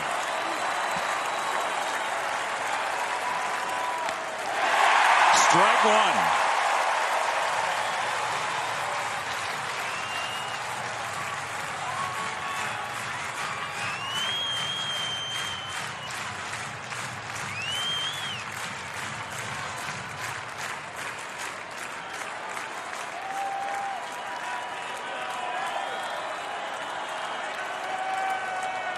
Fly ball left field. Yelich. Let the party begin. The Brewers have won the National League Central in 2021.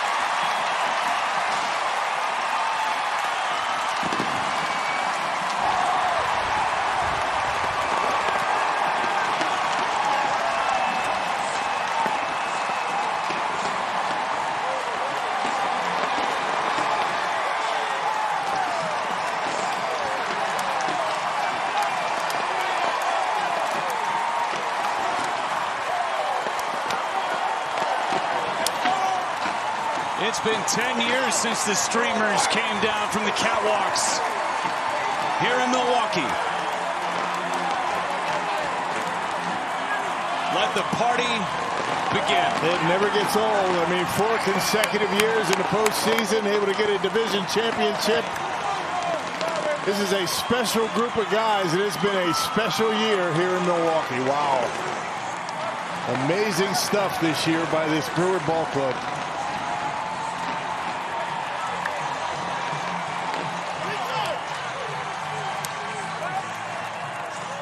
The confetti falls.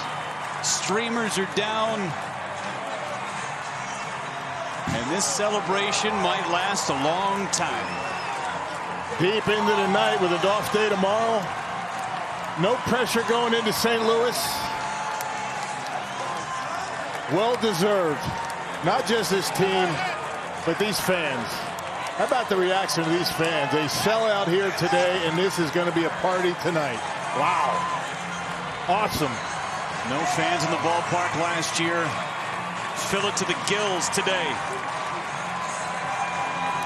Doesn't get any better than this.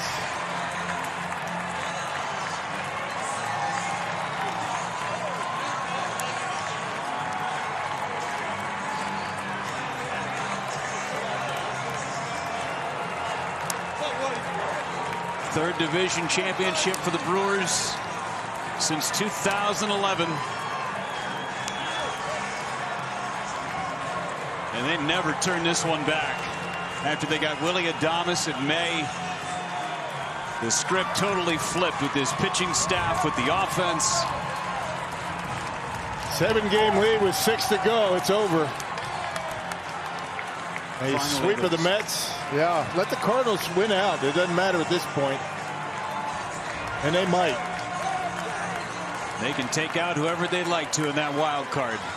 Brewers will be sitting back and relax and wait for somebody to come to American Family Field in the division series. Yeah, Brewers going to be able to rest their bullpen. They're going to be resting some guys that need the rest. They have pushed hard all season long, and they deserve it. Celebration continues. Sophia is on the field with the skipper. Craig Counsell loving every single moment of it, right in the middle of the field. Sophia, if you can hear me, take it away. Craig, you just walked over and you said, "This is sweet." You said all along this team had to earn it. They had to take it. How satisfying is it to get the job done here today? Well, we played a good game, man. We had a great weekend. You know, it wasn't a great week, but it was a great weekend, and I'm so proud of these guys. It's a resilient bunch that knew they had to deliver this weekend. They went out and did it. There are 28 players here today, but it took 60 this season to get this job done, to win the third National League Central Division for the Brewers. How did that depth, how did that resiliency show up throughout the season, Craig? You're right. It was a lot of players. It was a lot of people all over this country who are Milwaukee Brewers helping us. It was the fans helping us. It takes a lot to get it done, but another division title feels sweet. Craig, this crowd, a year ago there were no fans in this stadium. We started the season at 25%. Today, a sold-out crowd is celebrating this division title with you. How much does the support of the Milwaukee fans and across the state mean to this team? Well, as you know, somebody who loves the Brewers, this was the perfect weekend. We had Carlos Gomez and Giovanni Gallardo and Frankie Rodriguez. We had Bob Uecker, celebrating Bob Uecker, and today we celebrated Ryan Braun, and most of all, we celebrated a division title. What a weekend for the fans. It was perfect. Congratulations, Craig. Go celebrate with the team. Thanks, Sophia.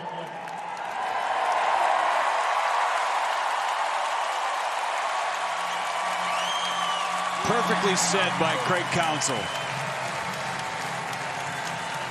A Brewers weekend through and through. Wall of Honor celebration. That was on Friday. Saturday, you celebrate Bob Uecker.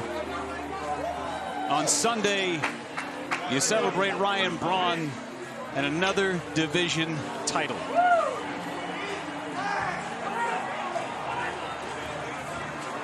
A live look inside the Brewers clubhouse right now. They're waiting for their skipper. They've got Craig Counsell talking with Uke right now. You got the goggles going on quick. New t-shirts and paraphernalia adding to this. I'm telling you, the carbonation in that champagne right now, the corks might pop by themselves. Been a long time coming.